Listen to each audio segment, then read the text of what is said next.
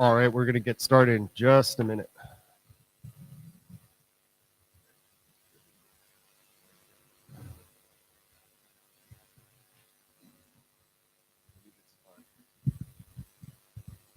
All right, hello everyone. This is the TLS working group meeting at IETF 100 here in Singapore. Let's see. You should all be pretty familiar with the note well. Since this is Thursday, you've probably seen it 10, 15 times already. But please respect it. We do have minute takers and jabber scribes. The blue sheets are going around. Remember when you speak at the mic to state your name, and let's, as always, keep this professional. Are there comments from the peanut gallery down there? They're professionals. Good. All right, here's our proposed agenda. We do have a fairly packed agenda, especially since we want to get to resolution on the remaining TLS-13 issues and make progress on DTLS as well. There's a couple other drafts, especially the IANA registry draft. We also want to start moving that forward. Document status. If I can find my slides here, where are they? All right, so we got 2 docs in the RC queue. It's misref. They're waiting on another reference. So we're about done with those. That's great. The Dane draft should be ready to go. So that's really good because we've been kind of pinging them a little bit. Since the last meeting, we adopted 3 drafts for delegated credentials, SNI encryption, the record size limit extension. I think the delegated credentials and the SNI encryption stuff is still in its infancy, getting to get worked. But Martin, do you want to say anything about the record size limit extension draft? Yeah, Martin Thompson. I think this is done. So I think we're done. It was kind of blocked on an issue that was on TLS-13 about record sizes that we discovered. That's recently been merged, and that was the only thing I was waiting for. All right. I have an implementation if anyone wants to do interrupt testing on that one. Cool. I've talked to a bunch of people. It's a little tricky to implement sometimes because you have to restructure the code a little bit, but it was worth it. So. Okay, great. So we're going to probably go ahead and work in group last call that one, hopefully by tomorrow. There hasn't been a whole lot of discussion on the list, but I think it was a pretty straightforward change, and basically nobody said don't do this at this point. So be ready for that. TLS 1.3 has been through 2 working group last calls at this point. We're going to discuss some changes today, and then we'll probably end up having to do another targeted working group last call. So we're just talking about the new changes since last time. And we have, we'll talk about later today, that we think Joe and I are writing that draft, that the IANA registration update document is ready to go. We'll have to identify a shepherd since we can't shepherd our own documents. And we'll have to make sure Kathleen hits the button for us because she has that power. Because again, we shouldn't be progressing our own documents. In progress is DTLS 1.3. We're going to hear about that later.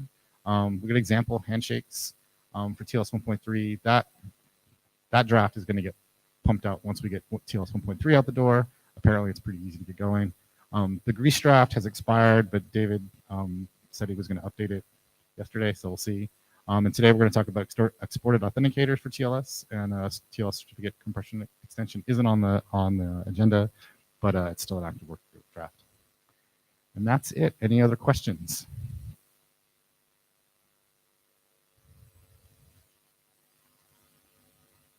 Ta-da. Thanks.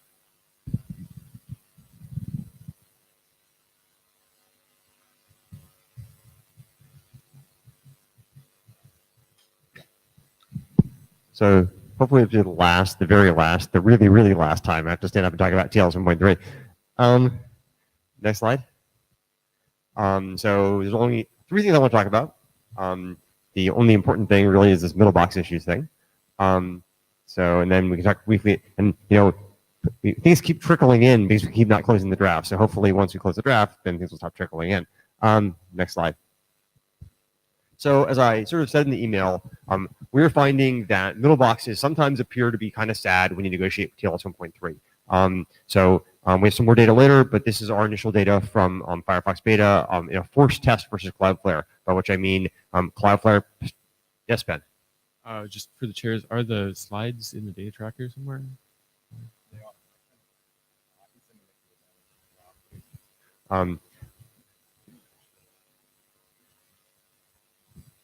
So what I mean by a forced test is basically a forced A/B test. So we have a Cloudflare set of Cloudflare servers that are essentially identically configured between well, some do TLS 1.3 and some don't, but otherwise they're identical. And we just basically do a request to both of them and look at the error rates. So that way as opposed to organic testing, which I think David will be talking about later, with the Chrome. This, by the way, notice these organic error rates like incredibly high. That's like what everybody seems to see.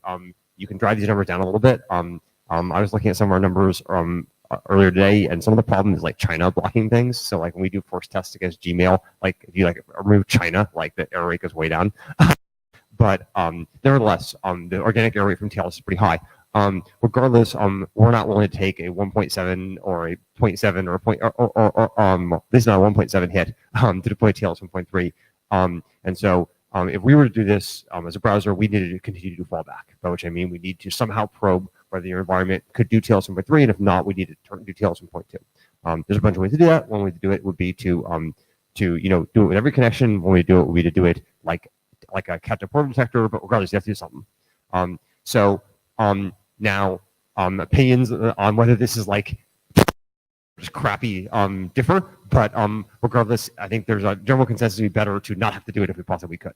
And so the Chrome team, or the boarding team, based on a suggestion by Kyle Nekritz, has been working to figure out how to get rid of this, and basically how to screw around with the TLS, with the non-cryptographic parts of TLS 1.3 to make it look enough like TLS 1.2. The mailboxes go, oh, and they just let it through.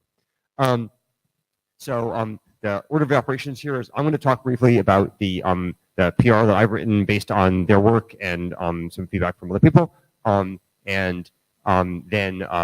just walk you through what it involves doing, and then David's going to talk briefly about the data that Chrome has gathered. Next slide. So there are 2 parts of this PR. One is the things you always do, and the other is the things you can do but you don't have to do. The parts that you always do generally look pretty reasonable, and are things that would have been reasonable design decisions that we just didn't do when we did 1.3 initially.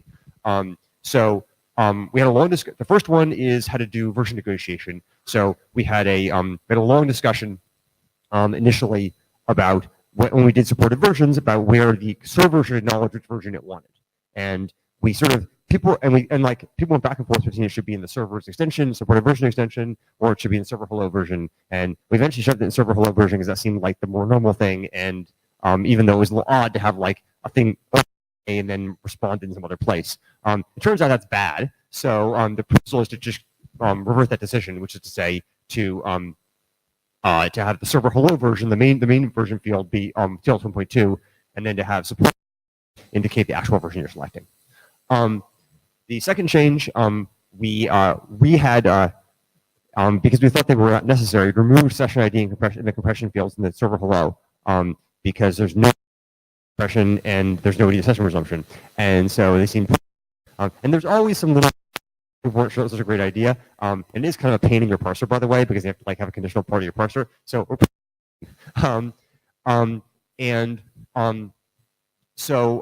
and then the next point is, remember we nailed down the record version layer to 0301, which represents TLS 1.0, and it turns out that you don't want that if you're going to claim you're negotiating TLS 1.2. Basically after the server hello you use 0303 instead of 0301. And again, there's nothing particularly crazy about this choice. It's just that you made the wrong choice initially. So those are reasonably design decisions we just could have made differently. We just didn't. Is there any intuition why 0303 instead of 0304? Yeah. If because you're claiming to be TLS 1.2. So in the supported version, in the server hello. So now we get to the things which are like a little less like happy. It turns out, there's like some. So I don't think we actually have measurements that if we like HR, it can be a handshake type that like nobody's gonna recognize, they're gonna completely freak out. And so the proposal here is to and HR and server hello essentially have overlapping pieces of information. And so the idea here is to merge HR and server hello into a single message, and you can tell what it is basically by looking at a special Sentinel random value. Like I'm not going to defend this to you as like an aesthetic design choice. I'm simply going to say like I want hello, I want HR on a work way to make it work. This Martin did is not ridiculous. It's just like annoying. Yeah, Martin Thompson, one thing I observed was that some of the code that deals with the values in the server hello actually make some sense in the hello retry request processing. All the extensions are different. Yeah. It's a little bit weird, but that's not the worst part of this design. Right. Yes, exactly.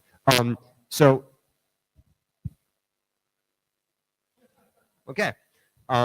So this last thing I'm about to say isn't going to make any sense until you see the next slide, but you have to do it, otherwise it doesn't work, which is you have to ignore any time you receive a change cipher spec message during the handshake. You have to just throw it away. The reason you're going to need that is because the next slide, please, which is that if you think your boxes, you have to do what we call compatibility mode.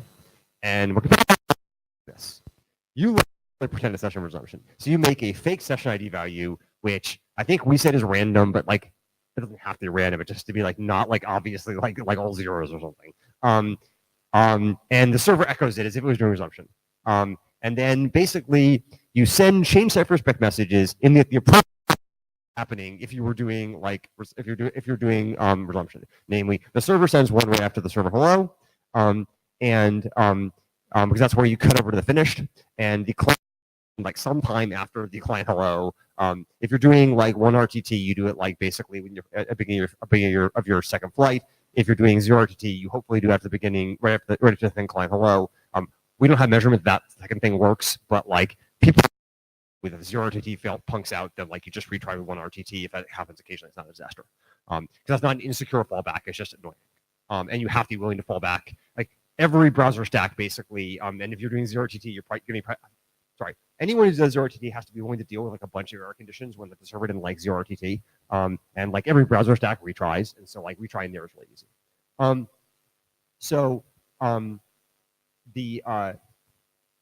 So as I say, you don't have to do this, and you wouldn't do this in DTLS, and you wouldn't do it like in the quick embed. But you would do it like if you were like behind in a box. Initially, I sort of envisioned this as each side had a unilateral compatibility mode, and that's almost entirely true. But Martin Thompson points out that the client's the one who's got the middle box, because the client kind of wants to tell the server like you really should be sending the CCS. And so what isn't in this PR, but we should change, is that the server receives the non-empty session ID. It should generate the CCS in any case. Yeah, Martin Thompson, though, I observed that if the client doesn't do these extra compatibility hacks, there's basically nothing you can do at the server end to repair things. Right. So it has to be the client that initiates this behavior. And if the client knows there's a middle box there and the server doesn't follow along, then it's just going to fail. Yeah, exactly. And I suggested must, in fact, on this one. I think and we can. I put in should, must would be fine too. I think. Yeah, I didn't want to fight about it. But yeah, this is no. Must. If the session ID is present in the client hello, the server must send a change cipher spec at the appropriate points. Right. Would be my suggestion. Part of why I resisted a must is going to come in this next slide, which I don't want the clients to have to enforce. So, come again? Part of why I resisted a must is that a lot of people think that must means that the other side should have to enforce, and I don't want the client to have to enforce. I certainly don't want an enforcement. Right. Yeah. Okay. There's a line to walk there. I don't care really what the other than that. I don't care if you should. Right. Kyle. Kyle Eckritz. One thing to note is that the server does not necessarily know that the session ID is a fake session ID. It could be a real one from previous TLS2 connection. So it seems a little bit odd to put a must send this Fair enough. behavior in response to that. Yes, fair enough. Yeah, I think if you're going to switch hit here, you're going to have to like have some way to distinguish random session IDs from non-random session. And that's actually an argument for why we should require them to be random appearing. And it's so if the client knows that it's not behind a middle box, it wouldn't send a fake session ID, and then it wouldn't create this ugly. It would most likely not get this, yeah. And we could actually say should not too, because it doesn't do any good to have it. It probably doesn't do any good otherwise. Fleming. Andreas.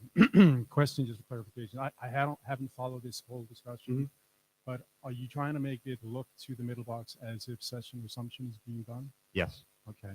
If the middle box does not have the session ID, it's going to reset it. So some middle boxes do that, but apparently our experience has been that it's sufficiently infrequent that things work okay. Right? David's going to talk about the data. I mean, it all depends on the policy. That's but I'm just telling you, right? That would happen. No, we're aware this is a risk. Okay. This is about getting the error rate low enough that we're willing to make those middle boxes change. I mean, to be clear, those middle boxes have as their responsibility ultimately. Those middle boxes are basically broken, right? Those middle boxes. So let's take a step back. The middle boxes we're dealing with are defective. What I mean by that is they are not properly handling TLS. Version negotiation. If they were properly handling TLS version negotiation, then they would have worked fine. So the problem is they're defective, and so if you if they properly so what I mean by that is when they receive the client hello, their responsibility is either to do version negotiation and downgrade to 1.2, which would be fine, or to not do version negotiation and not screw the data. But what they're doing is an intermediate thing where they're basically passing through the extensions that are recognized and then mirroring the server's version, or they're trying to do state machine inspection at the wrong version level, and all those things are busted. So all middle box has to do correctly is it has to actually do version negotiation. It works fine. So I don't want to argue, what's correct or what's incorrect, right? I'm just trying to give you some feedback Sure. as to what might happen in real life, Yeah. which I understand is your concern you're trying to deal with, right? Sure. Yeah. Well, as I say, if those middle boxes are implementing version negotiation, then this will all work great. Even without this, it worked fine. So, Martin Thompson, another thing to observe here is that in the case of a hello retry request, we're not as certain that it's going to work. Right. None of the experiments that we did actually implemented that. And it looks slightly different on the wire as a result of the fact that there's a handshake message that appears afterwards, right? The CCS. Ordinarily, we encrypt all of the messages that come after this CCS, and they just look like application data, and they look like TLS-1-2 application data records, and to all intents and purposes, yes, the middle box is happy. It's a session resumption. But in the case of hello retry request, That's it's correct. a little bit different.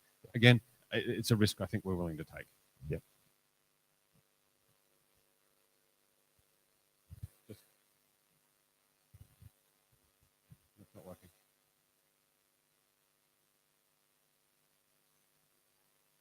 There's a red light on it. There's a red light.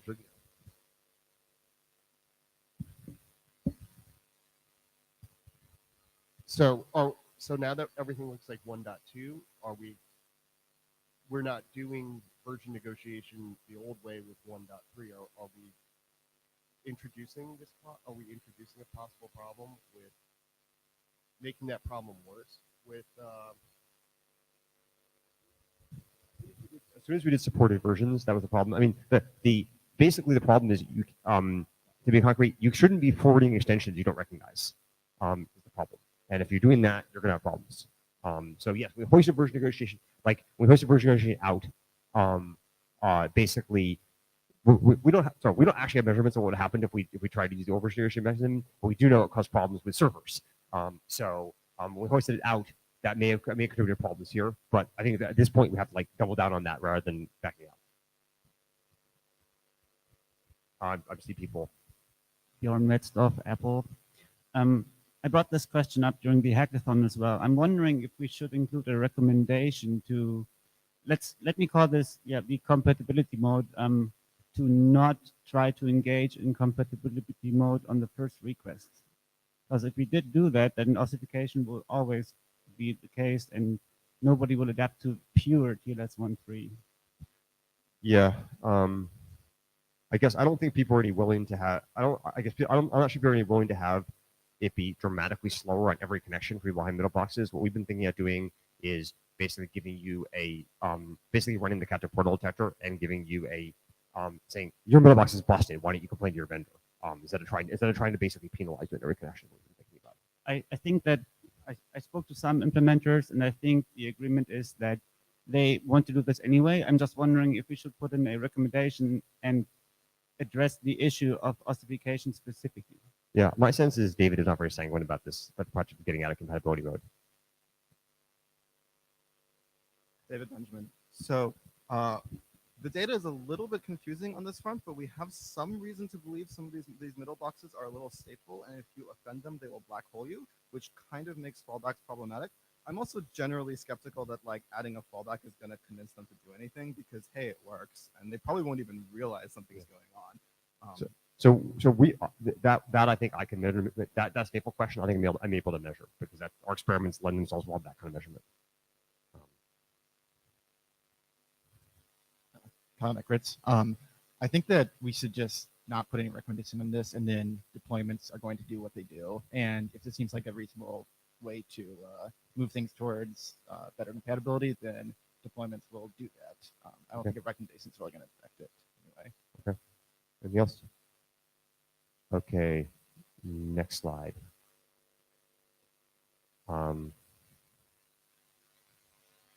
Yeah, to say what happened here. Right. So there were a couple issues raised here about how we ought to do this. The list. So several people said we should only have the compatibility mode. I'm not enthusiastic about this for several reasons. First, as I say, we don't need it for TLS 1.3 quick or DTLS, and so crafting up those protocols is annoying. The data is extremely fuzzy, and that's why this italic is here on whether you need client-side CCS or not. I don't think we quite understand that, but it's possible you might not need it, and should you keep having it forever? And I think this is the last bit is more like unicorns and fairies, but at some point we might actually get enough people fixing their mailboxes that we can stop sending server-side CCS. David is shaking his head no, but I mean, as I said, unicorns and fairies. So it should be sad if we ever in that situation to have a situation. So I guess I don't know if anybody wants to sort of speak up for only compatibility mode. Okay, I guess then since people did raise that on the list, I don't know. Do you want to? Oh, you're gonna speak up for it? You just want a mic? Right. So I guess I mean, do you want to given? I guess can we at least record for the minutes that people were not in favor of only having compatibility mode because like we're gonna need because like otherwise it's gonna be like fighting down the list with no consensus from the board.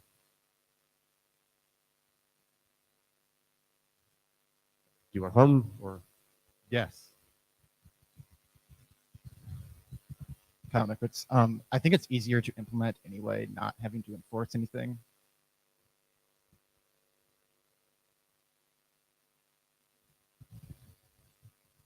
All right. So, what do we need to do a hump for the Should we do a hump for the general approach and then for the specific? Yeah, I guess that's the first thing. Like, are people generally okay with like this like okay by which I mean willing to hold their noses and like move forward with this set of changes? Okay, so if this is a question for the general approach of not specifically compatibility mode, but the other changes made to make it look more like a TLS 1.2 handshake. First, is there any people who want to get up and object to that? Paul Vargas. Does this work? Okay. Yeah. I would like to give everybody who worked on this like their beer back. This is insane. Like, why these middle boxes? They're meant to do either deep packet inspection to help you with your plain text or to somehow protect you. If these boxes are not getting updated for 1.3, they're dead in the water and they do nothing. So they will either need to be updated to support TLS 1.3 natively, or they need to be removed from the network. Meanwhile, if this breaks, you can just go back and suffer one round trip of latency to go back to TLS 1.2. Why are we hobbling TLS 1.3 for the next 15 years just to support these boxes that should have been removed or updated from the network anyway? Like, is latency that important? It's not about latency. It's not about latency. It's about having insecure fallback. Is that basically now that means any person in the network can force you back to TLS 1.2 and you can't do anything about it.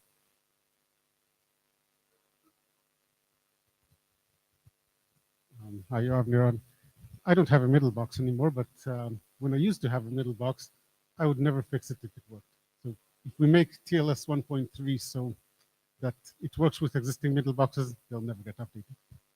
So I think my assumption here, and I'm purely speculating, but is there two kinds of middle boxes at play here. One are just basically ones that are doing non-deep packet inspection but doing state machine enforcement, and those guys, you're right, will never change. And the second is the set of people who are doing who are doing like decryption, right? And those people like are going to want to inspect 1.3, and they're going to change because they're just going to start losing traffic. All right, so then let's take a hum now. So the first hum is for leaving compatibility mode out now. Do you support the changes that Ecker outlined on the first slide? So first we'll do yes, and then we'll do no. So hum if you support the changes that Ecker proposed on the first slide.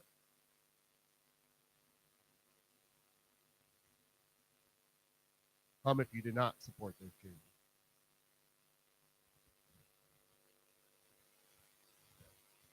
Thanks. I think that there was overwhelming support for the first.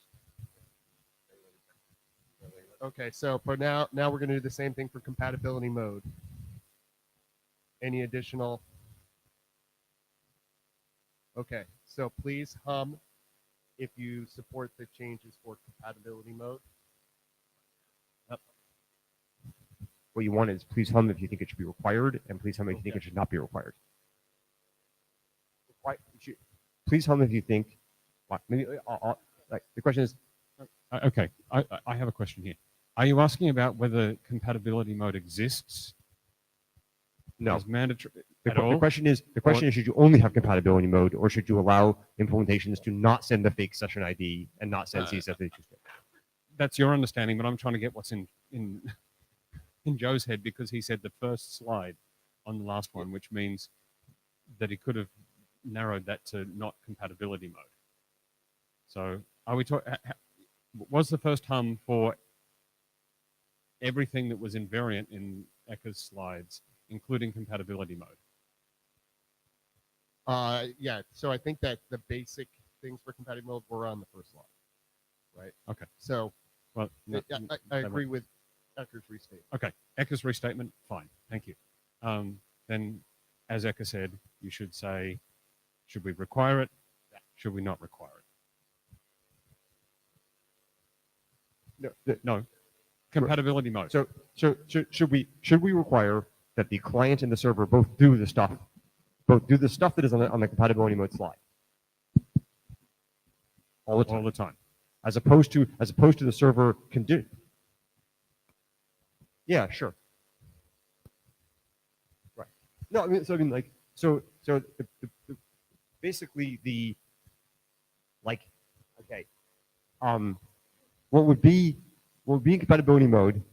The question is, would the client always send a fake session ID, or would the client only do it conditionally on its own choice? And would the server always send change diaper spec because the client always sent the session ID, or would it only do it if the client sent the session ID?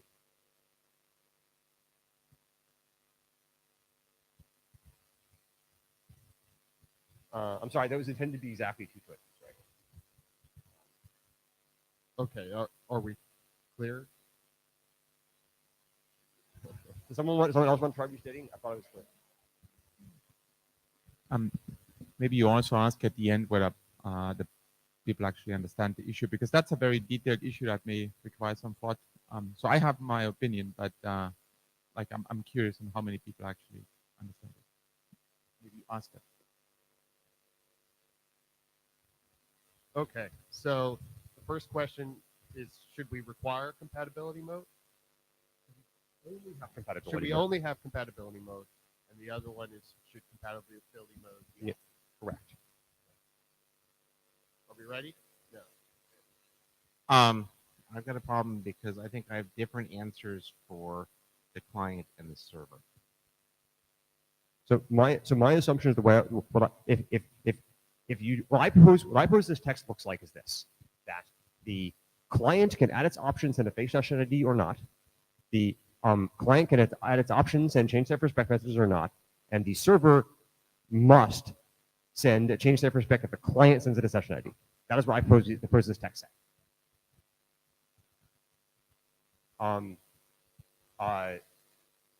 That is call that option A, and call option B that the client must always send a fake session ID, the server must always echo it, and everyone must always send the change type specs. Good. So maybe just come for A or B. So B is the must, then, right? All the way down the line. Okay, so we're going to start with the hum for option B, that you must always use compatibility. Please hum if you support option B. Okay, and then please hum if you support option A. And then please hum if you feel like you don't understand the issue. Okay. Thank you. Thanks. Okay, next slide, or back to the feature. No, sorry, above that. That's no fun. You spoiled it. So people suggested that if you were in compatibility mode, you should require the client to enforce the cardinality of the CCS, or the server for that matter. I don't know why I say client, which is to say that both sides send CCS exactly once in the place they're supposed to send it, as opposed to like an infinite number of times or 0 or whatever. I guess I would be fine. I mean, different, but I would live with requiring you to send it exactly once. I think requiring you to enforce it is like crazy pants, and like will make the implementation much harder. And our implementation is like very simple in this, and it would be like a huge pain in the ass to count or ensure that it appears in the right place. This is Daniel Gilmore. So I also think that requiring the client to receive it seems to pick a specific number is crazy. I want to know, does this bogus CCS get factored into the handshake hash? No. It isn't even under encryption. But so we had there's a hash of the running handshake. Yeah, it's not a handshake message. It wasn't even the handshake hash in 1.2. And so this is just bytes on the wire that everyone's gonna pretend didn't exist. Exactly so. Except for the middle boxes. Yes. Who think they're very important. They love it. Totally convinced they're important. So Martin Thompson, Ecker and I had a bit of a discussion about the enforcement of the CCS thing, and it is very unpleasant to enforce this because you have to have knowledge about all sorts of things, particularly in the 0 RTT case, where it's going to arrive at a particular point in time where you're just not expecting something like that. The other thing to note is that when the CCS arrives, you're expecting to be receiving encrypted handshake messages. And so you're going to throw that away or drop the connection likely. It doesn't flow through the usual path. It flows through the error handling path on your record decryption. So it doesn't actually have to. You could look at the type first. Well, you can look at the type. And that's what we did, but I mean, like, yeah. It's unpleasant. So what I propose this text say is that the server has to send it in the conditions I indicated previously, and otherwise we don't say anything. Let's call that option A. So I mean, does anybody object to that? Does anybody think we should enforce? Does anybody think we should require counting? Okay. I think we can just call that. Okay, next slide. David.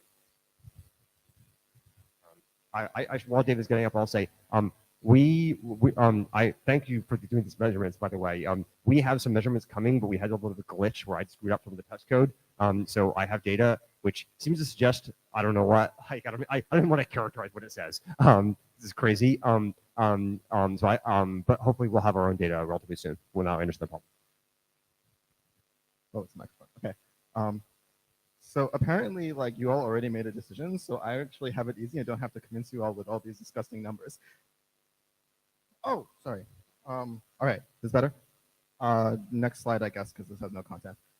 Yeah, so back in February, we tried to deploy Draft 18, and we were really excited about it. And the one thing that did go well is nobody hates the TLS 1.3 client hello. Like, everything we did worked. The server hello didn't really work. Our numbers are even more horrifying than Ecker's. Yeah, that means a fallback, if even that. I would be laughed out of the room for suggesting we deploy that thing. We were really dismayed when we found those numbers. It turns out middle boxes are intolerant to the TLS 1.3 server hello. Never mind that this is actually, as Ecker suggested, not. This is violating our protocol invariance. But so it goes. Next slide. Yeah, so we went and tried to figure out, get as much information on these middle boxes as we could, which turns out to be kind of difficult because, like, you have to get these people to talk to their IT people and so on. On a general rule, what we found is the TLS terminating middle boxes. This is sort of like these proxies that will, like, terminate the connection. They are a trusted CA, blah, blah, blah. They generally work fine because they're just a client and server connected back to back. If your server is implemented correctly, if your client is implemented correctly, then everything works out fine. Haha. There's some footnotes here. But there are a bunch of other middle boxes that are sometimes the same middle boxes in different configurations. Try to process TLS without terminating it. They do all kinds of random things. Sometimes they're just checking length prefixes because they thought that'd be fun. And yeah, as a result, they parse a whole bunch of version-specific messages, which is not, like, this violates all of our assumptions about how we change the protocol, and they break. Unfortunately, although they are not working correctly, that 92% was kind of a horrifying number. I don't think we can steamroll over that. This is an oversimplified picture. Like, we do break some of the TLS terminating middle boxes because they have some parts of their process that you could probably describe as a non-terminating middle box. This is sort of they're weird. Next slide. So, I think it was like 95. Okay, so yeah, so given that Draft 18 was not going to work, we went and tried some alternative options based on Kyle's suggestion. We tested, so we actually have some local configurations to test with based on some of the, like, information we got from our bug reporters. So we iterated locally where we could, but what we have locally is not even close to the, like, wide range of stuff we're seeing in the wild. So we had to run some tests in the wild. This unfortunately takes some time, which is why it's been like a year. So in our first round of experiments, we did not realize we had to make the record layer change, and resulted in that. PR 1051, if you remember, is the server plaintext content type proposal. So at least in our experiments, that's a no-go. Also, omitting the client session ID gives you an error rate of 95.4%. So that also doesn't seem to work. The experiment version seems to work, but there was some loss. And we had these confirmed by user reports. Their user reports are not a great metric because you get like 10 of them total. But thankfully, we got some for the experiment version. Next slide. So based on that, we managed to reproduce it and change the record version, and that seems to work. It actually does better than TLS 1.2, but I suspect that's noise because these numbers are kind of fuzzy. We also tried to get some Htp level metrics. So these are metrics for handshake. So the reason the baseline is higher than Ecker's is because we throw out the TCP level failures. So once we successfully connect TCP, then we check whether handshake succeeded. We also tried to get some Htp level metrics. They were added late, so I'm not confident in whether or not they like measure what we're trying to measure. But they are consistent in that it doesn't explode. And it's been on beta for a few weeks now, and it was on our dev channel for a bit. And so far, no user reports. Around this time, the last round, we did have user reports. We'll see if this survives disable. I'm very optimistic. That is certainly a nice number. I think that's the end of my slides. Thanks for, yeah, no, I'm going to be YouTube. We're moving on. David, thanks for doing the measurements, man. Also, it wasn't just me, like other folks. So this is Daniel Kahn-Gilmore. Thank you for doing these measurements and for reporting back. I confess that I am uneasy about the unreproducibility of these experiments. So I appreciate that you have the resources to be able to pull this off. Most of the rest of us don't. And if we're making decisions on this basis, how are we going to know that they're borne out in experience? That shrug is what I'm feeling right now. And I'm sorry, like, I appreciate that you did the work and that you brought it back here. That's awesome. But I don't know how we can responsibly decide to use this information or not use it to make decisions. Honestly, I don't have a good answer. I mean, Ecker is going to do some experiments on the Mozilla side. Like, this is part of why the middle box problems are much more annoying than the endpoint problems. Because endpoint, I can just tell you, here's a URL, it's behaving weird. Right.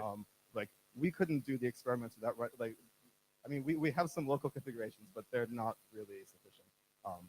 The local configuration said that, like, we didn't even need to send the client session. Here's my take on this. I mean, we're going to run our own numbers, and like what's going to happen is people are going to start. I mean, so basically, we and Chrome and like basically in a hackathon, everybody got this in their versions, right? And so what we all supposed to do is roll out like to as far as we can down our channels to beta and release with draft 22, which is going to have this in it, and then we'll have direct user reports of failures if it fails. And then we'll have a little bit of time if it fails to like fall back. And because it'll be draft 22, it won't be 1.3. Like it won't be committing us permanently to these changes because they're totally screwed up. But I don't see another way to make these changes. I mean, like the bottom line is with the field to find out, right? And so, like, I mean, David showed me this, showed me what they wanted to do, and I was like, kind of like vomiting. And but I mean, I'm persuaded. I mean, I can tell you the data we're seeing now isn't good enough without making these changes. It is not good enough. So, you know, this is what we got. So, I think we can all agree that the proposed workarounds are horrific. Well, and also that losing the large percentage of traffic is also horrific, right? Yeah. We're stuck with these like Well, not so great choices. But I think they're just unaesthetic. I mean, at the end of the day, they're really just unaesthetic, right? At the end of the day, I mean, horrific would have been if they had changed the crypto. They're really, I mean, like, doesn't require any analysis. It's Sorry, just can you dial it back to 0.75 Oh, acres? sorry, I'm not understanding. I think they're just unaesthetic. At the end of the day, right? If we had changed the crypto, I'd be really worried. But this is formatting. It's formatting, but it's complexity in the implementations, right? We've been bitten by implementation complexity in the past in TLS. This is why I resisted required in the state machine.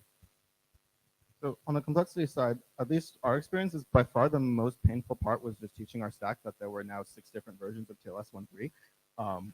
The actual changes were not too bad, I think. Commensurate code size for us. Hi, Nick Sullivan, Cloudflare. We're committing to build a website. We have it sort of half made that allows you to very fast change changes in TLS versions so that it doesn't take an entire browser rollout to get the code into browsers and do these experiments. So there are ways of quickly updating the code. It doesn't go out to everybody. It's a selective group, but if someone is having problems, we can use a tool like this to debug. Ben? Hey, so you say that you would be a lot more uneasy if there were changes to the crypto, but it's not entirely clear to me that you could actually characterize this as no changes to the crypto, because we now have these cipherspec messages that like everybody's ignoring, and they're interspersed among the crypto, and I feel a little bit uncomfortable about that, not a lot uncomfortable about that. We also have an application data byte and like record there version that is completely ignored and dispersed among the crypto.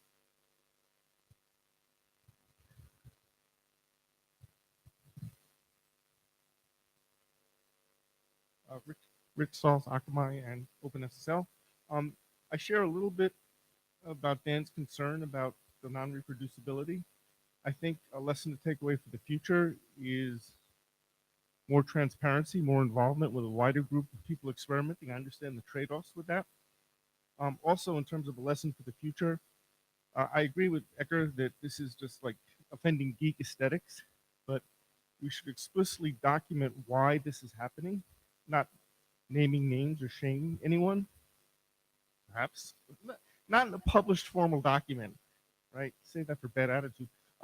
But just so that in the future, when someone comes back next year and we start TLS next, TLS 2020, they will look, oh yeah, we had to do this back then because there was this problem with intermediaries. So some of that's in the document, but more will be welcome if people want to. Yeah, it needs more. Okay, I can be correct at that.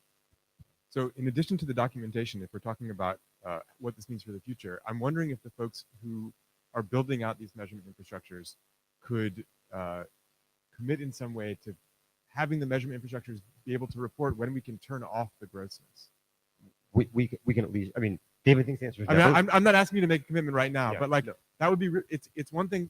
It's great to have this data in the design process, but if we're adding things that we know we want to get rid of eventually, it'd be great to have the folks who have that infrastructure be able to help us also get rid of them when we can. I'm willing to commit to the power pack to that measurement.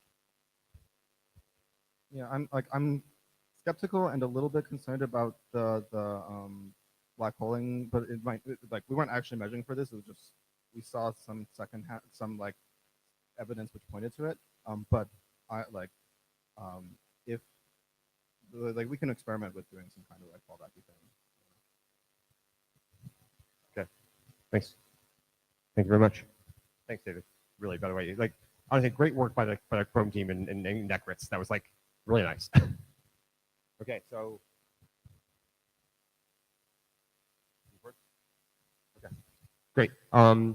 So now that we resolved like the difficult thing, this other stuff is like smooth sailing. We only have two minor trivial issues, both of which we have PRs for.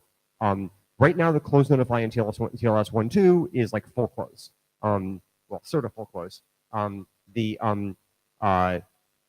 Basically, when you receive a close notify, you're required to flush or discard all your outstanding untransmitted data. But of course, it means you can't like recant the stuff you already sent, and you can't recant the stuff in the TCP buffers. So like what it presumably means is you like ditch whatever's in your application buffer that needs to be close notify. Like this is like kind of incoherent. Lots of implementations don't do this. I was looking, like, I don't think OpenSSL does. Apparently, I don't think Boring does. NSS doesn't. So it's kind of silly. No one, this goes back, this isn't like SSL version 3. No one knows why it's there. We're going to have to do like, call Paul Kocher or like ask him or something. And it turns out that there are application reasons why people want to have close, because partly because they expect it from TCP, and partly because if you have a protocol which expects a fin bit to tell you things or to tell you what's done with this side, then sometimes you want to keep writing after that. So the proposal here in PR 1092 is to basically just remove the thing that says that you have to like flush all your data and allow you to keep sending. So it's a half close. This is nice thing is this is backward compatible with previous behavior because, as I said, it's unobservable the other side didn't comply with this requirement in the first place. And if you choose to continue, and of course you can always continue to comply with the requirement if you so choose. We had this discussion a while back, and I sort of like was kind of personally waved it off, but I've been persuaded now that I think this is the right answer. I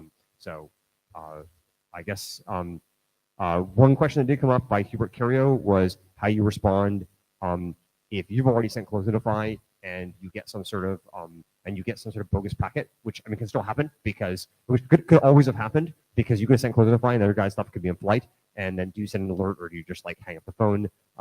Like I would probably leave this entirely to like the rules don't prohibit doing this, and I just personally leave that entirely application discretion.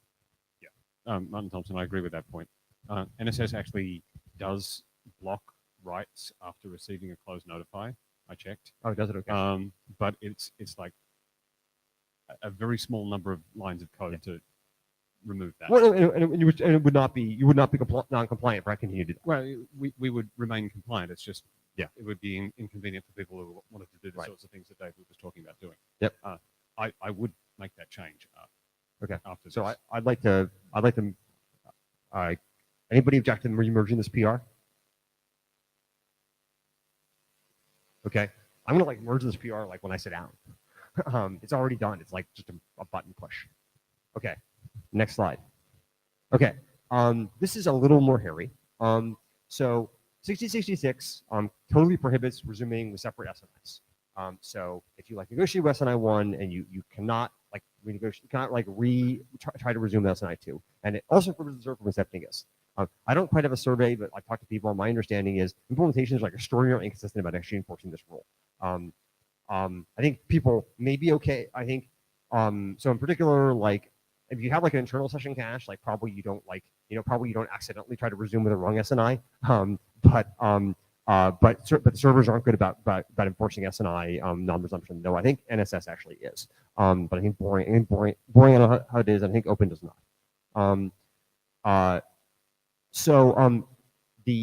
Victor posted this PR number 1080, Victor Vasiliev, suggesting basically slightly relaxing these requirements to make them look a little more like HTTP connection coalescence. Namely, that the client is still required to only resume if the SNI is in the certificate, but if the certificate had multiple subject alt names, it could like resume with any of them.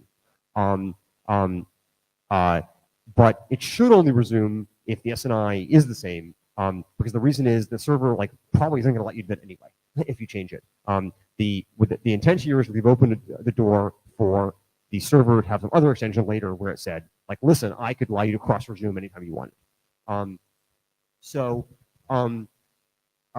One thing I don't think is in Victor's PR is a requirement that the server must check that the SNI is in the certificate, but we probably should have that too. From my perspective, I'm a little uneasy about this, but I think it's probably the right answer. I'm uneasy about it because we have seen problems with SNI management. There's a nice paper by Antoine Delano-Leveau and some other people about SNI mismanagement and session caches. But those are defective in 1.2. But the situation, but most of those things actually turn out to be situations where you get inconsistencies between like the SNI and the HTTP host header and stuff like that. And it turns out that like we already have all those problems with the HTTP connection coalescence. We've already basically decided that like we're gonna treat all the sands in the certificate as if they were part of the connection state. So like, and I always hate taking something out which kind of feels like a security concern. So I guess I'm not going to strongly advocate for this. If I had to like actually like, I'm kind of like, yeah. If I had to like decide one way or the other, I'd probably go for it. But I'm not. I think I'm really taking. I'm not going to make a recommendation to disagree with it.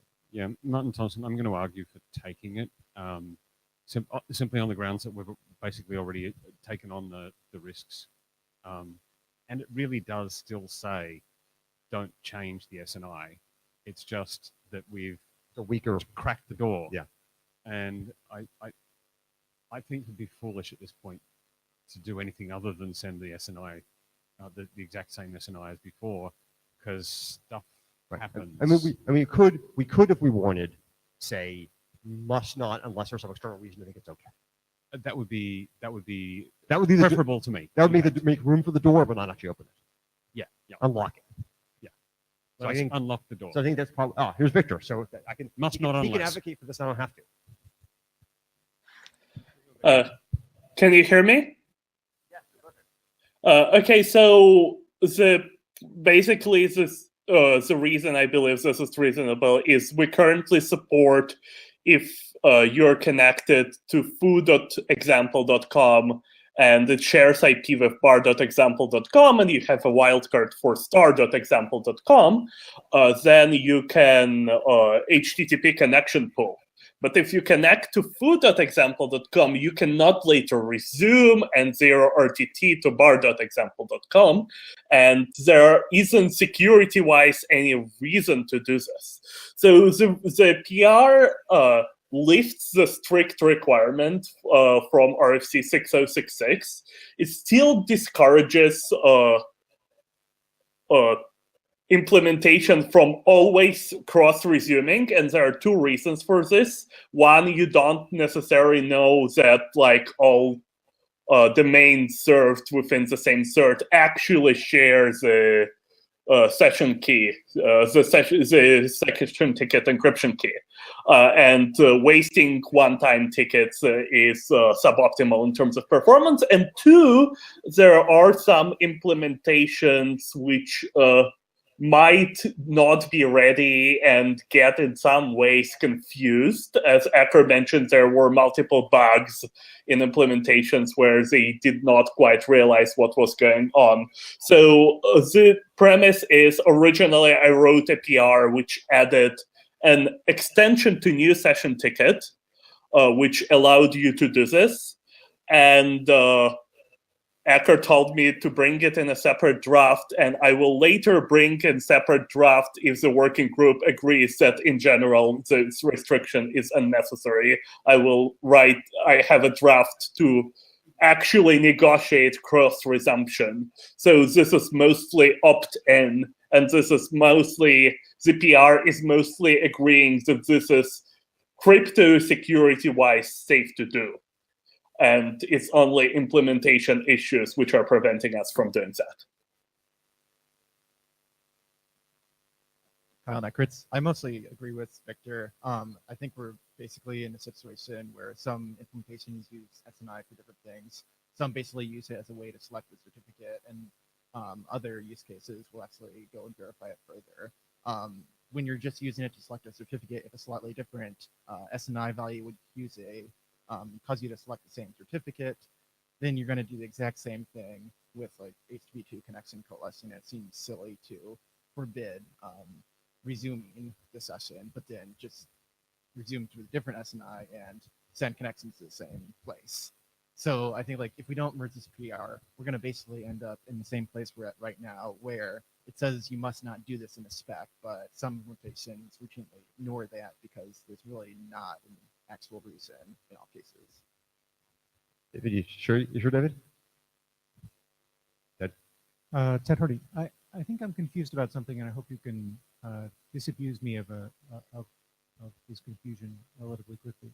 So walking through this, what I imagine happening is I go to foo.example.net. It gives me a set of other subject alt names in the certificate. I may or may not have any interaction with those names. I get my new session ticket, I go away, and I wish to come back and go to bar.example.net instead of foo.example.net.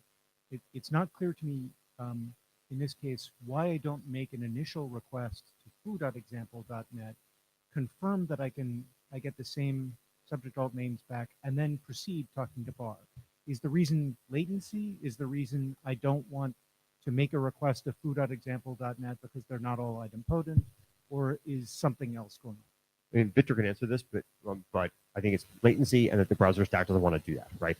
That basically that when you come down from the point where you're making the TLS connection, like you've already decided what HTTP you're going to do. Okay, but Victor may have a different opinion, but that's my impression. I'm not sure I quite understand the question. So the reason is that you're trying to connect to foo.example.com, and then you talk to bar.example.com, but you don't have an existing connection to foo. And connecting to bar is strictly faster than connecting to foo and then trying to talk to bar later. So I thoroughly agree with you that it's faster if you can do this cross-subject alt name resumption. But it certainly seems like it would work in the other case if you had some query you're willing to do to foo that was known to be idempotent. You wouldn't need a query. What you'd do is you'd SNI. You'd basically send. I mean, if you wanted to do what you're suggesting, you would send foo's SNI. Right. Then you would look at the certificate you got back. If it contained bar, you would continue. If it didn't, you would put chart down and get. So you wouldn't have to worry about side effect. It's a latency issue. Yeah, I agree. It's a latency issue. I just wondered whether it was just latency or there was some other mechanical problem. I think it's just latency and some level of implementation inconvenience. I mean, like, okay. Implementation inconvenience because all the problem by basically doing, you feed in bar. We do the lookup. We find the certificate that had foo and bar in it. We look at the SNI we used the first time, and then we just throw the SNI out and put a new one in, and then we look at the origin and say, is it okay or not? But that means the RTT won't work, and it means you lost a run trip, right? Okay, that was the point I wanted clarification on. I appreciate it. Thank you. Ian Sweat, Google. I just want to say that I definitely support doing this for the reasons Victor said, and Victor did a really nice job summarizing, so I don't really need to say much more. But one added note about the two host names is they may or may not be able to actually serve you the same content. So it's not like, oh, I could just like connect to that one and then connection pool or do something. Like they might actually, it is for latency, but like they may be physically destroying the session. But wait a second. I mean, even if they share so, the same so server. okay, so you're essentially the case where basically you're saying you might have foo and bar, and they share a session ticket encryption key. Yep. So they can cross resume, but then they send different things in the back end. And so now, I mean, like, and so if you get the wrong SNI, then you end up basically talking, like basically connected to the wrong. Who's gonna? Yeah, wrong they're front end basically gonna instance. redirect you or do something. Right. And so I mean, I guess I see that how you could do that. But let me point out, this is exactly the this type of configurations that got people in trouble with SNI and session resumption confusion in the beginning, right? Exactly keying your behavior, the behavior of like which server you send to on the SNI, and having those be different, and having them share a session cache is exactly how you get in trouble. Like if you look at the host header, it's cool, but if you like say you basically assume that like the it's a little complicated, I guess is what I'd say. Well, so I think what Ian trying to point out is you can have foo1 and foo2.example.com, and they might be like physically different IPs, but they share the same ticket key. Yeah. So No, it's kind of like connection pooling, except it's kind of more powerful than connection pooling in sense that IP can differ, but they're still cryptographically the same machine. No, I agree. I'm just saying that if you have a situation in which you have the sometimes you have the SNI, sometimes some parts of the state overlap and some parts of the state don't. That's like how you get confusion. I don't know how to mount an attack here. I'm just saying, like, if you go back and you read the paper by Dylan Laveau and others, they were like basically taking advantage of confusion about routing. Piotr Sikora, Google. I'm generally in support for cross SNI session resumption. However, it's not clear to me that just the fact that you share the certificate would lead to the same virtual host. And in that case, you would be sending early data on session resumption that's not destined to the host you are sending, which is wasteful. This is why Victor says you shouldn't do this unless someone tells you otherwise. And I agree, it's fine if someone tells you otherwise. David Benjamin. So on the confusion side, I think it's actually less dire than you're suggesting. I didn't mean to say it was that dire. I'm sorry. Okay. If your protocol, so like whether or not you look at like something like the host header or the SNI is like largely a function of the protocol. In H2, we have like very solidly said you look at hosts and not SNI because otherwise cross-name pooling wouldn't work. In H1, it might be a little bit fuzzier. But suppose I were to cross-resume a foo.com session with bar.com. The SNI that I send is still bar.com. And so if the server were to look at the SNI, it still says bar.com.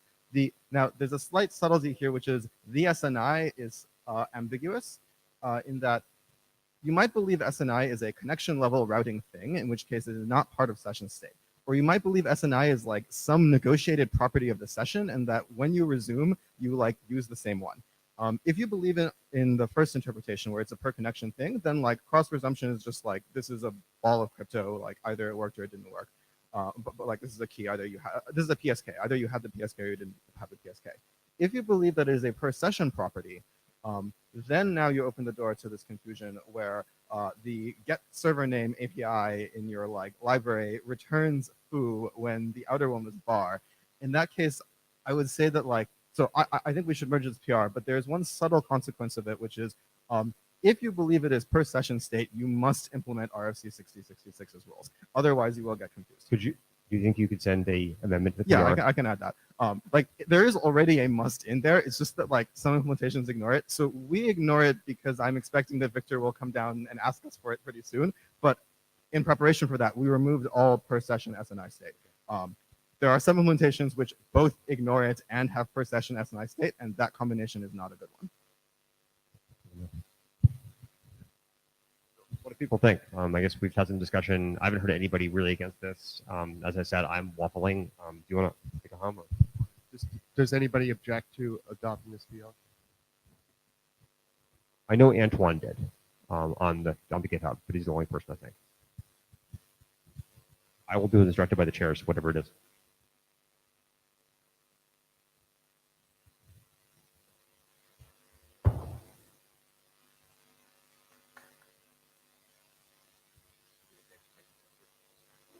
Yeah, we should merge it. Okay. So I'll wait for David to send me a PR against the PR, and then I'll merge the whole thing. Okay. Next slide. Right. So where are we? I'm going to merge these PRs. Issue 22, like El Pronto. It won't be this week, but hopefully it'll be like Monday. I could be this week if I like actually get fancy enough in 1091. Then I propose issue 22. I'm issue 22, and then like I leave the mechanics to you. What we should do. Do you want to do? I mean, what do you want to? It will be a targeted working group last call. There's no doubt about Okay. that. I guess I just want to make sure that we. Do you have any feeling for when you might be able to get your test data? We have. So this is in beta now. Like the thing is in beta now. I've got to like write the experiment to actually test it, which I'm going to do like basically next week, and I'm hoping to have data in the next. I would say. I mean, the optimistic version, we're going to have data by the end of the month. The pessimistic version, I have data by this time next month. You disagree, Martin? Yeah, I suspect we can have something a bit sooner than that. I mean, we landed the code for this, the current botched experiment on what, Friday? Saturday. Yeah, and you were giving me murmurings about weird numbers on Tuesday, so it shouldn't take too long. Yeah, so I mean, there's some possibility I can have it. Depending on if I have to patch Firefox. That's the thing I'm concerned about. So what I'm concerned about, right, is that, you know, I think that the numbers that we got from Google, I think, are great. I think that to be responsible, we have to make sure we have another data point. That's all I'm saying. So when we can actually get that data to show that's basically in the same kind of range, I don't want to argue about the 0.2% or whatever. Then we can go ahead and work. So why don't we do this? I'll commit to reporting back to the working group end of next week on where I am about where I am at having the data, and maybe I'll have it, or maybe I'll have it real soon, and I'll report back, and then you can modulate your working class calls based on that. But I'll issue 22 right away. Yeah, no. So that's my theory: is get 22 out. My assumption is that the data is going to show the same thing, and then we'll wait to actually issue the official working group last call until you get back to the data. That'd be great. So Sean, you're saying you want to wait for his results before you issue working group last call, or would you consider the feedback from the experiment as just another working group last call comment? We could do that. I mean, my assumption is that it's going to. There's no reason why the Google numbers would be tweaked in a certain way, right? They are what they are. So I think I've seen no evidence to suggest that we produce any different results. So my theory basically is that I could live with that, where we could do a working group last call and wait. So the minute you pump out 22, we can hit the button. I mean, it's 2 weeks. It still have to go through an IETF last call, so it's not the end of the world, right? If we do figure something out, like yada yada yada. Yeah. But, So I'll point out that we basically discussed all of the changes, the technical changes, just about to in draft 22 right here, right now. So this slide deck is pretty much the working group last call contents. I think there's like a few other tweaky things, but most of them. I moved I moved the client server certificate type into E8. The other thing I did, as we discussed last time. Yeah. Okay. Well, I'm gonna let you manage this. No. So I think that's what that's our plan. So that we'll go ahead and you pump it out. We'll do the working group last call. We'll obviously put something in the working group last call about verifying the data. I guess one thing. I mean, David, how far away are you from having 22 in a deployed version? Because that's actually you may be slower than us. I don't know. You mean a deployed version on like running code, or like we just need to change 2 numbers because we called it 7004. I mean, can you have it in GFE? Oh, in the GFE, that might take. I'm not sure exactly the timeline, but maybe like order of a week or 2. So basically, there are 2 experiments we can do. We can do basically their experiment with trivial modifications, or we can do 22. I can get. I mean, obviously, like the latency for 22 is like how long it takes us to get it into Firefox and Chrome, which is going to be a couple more days at least.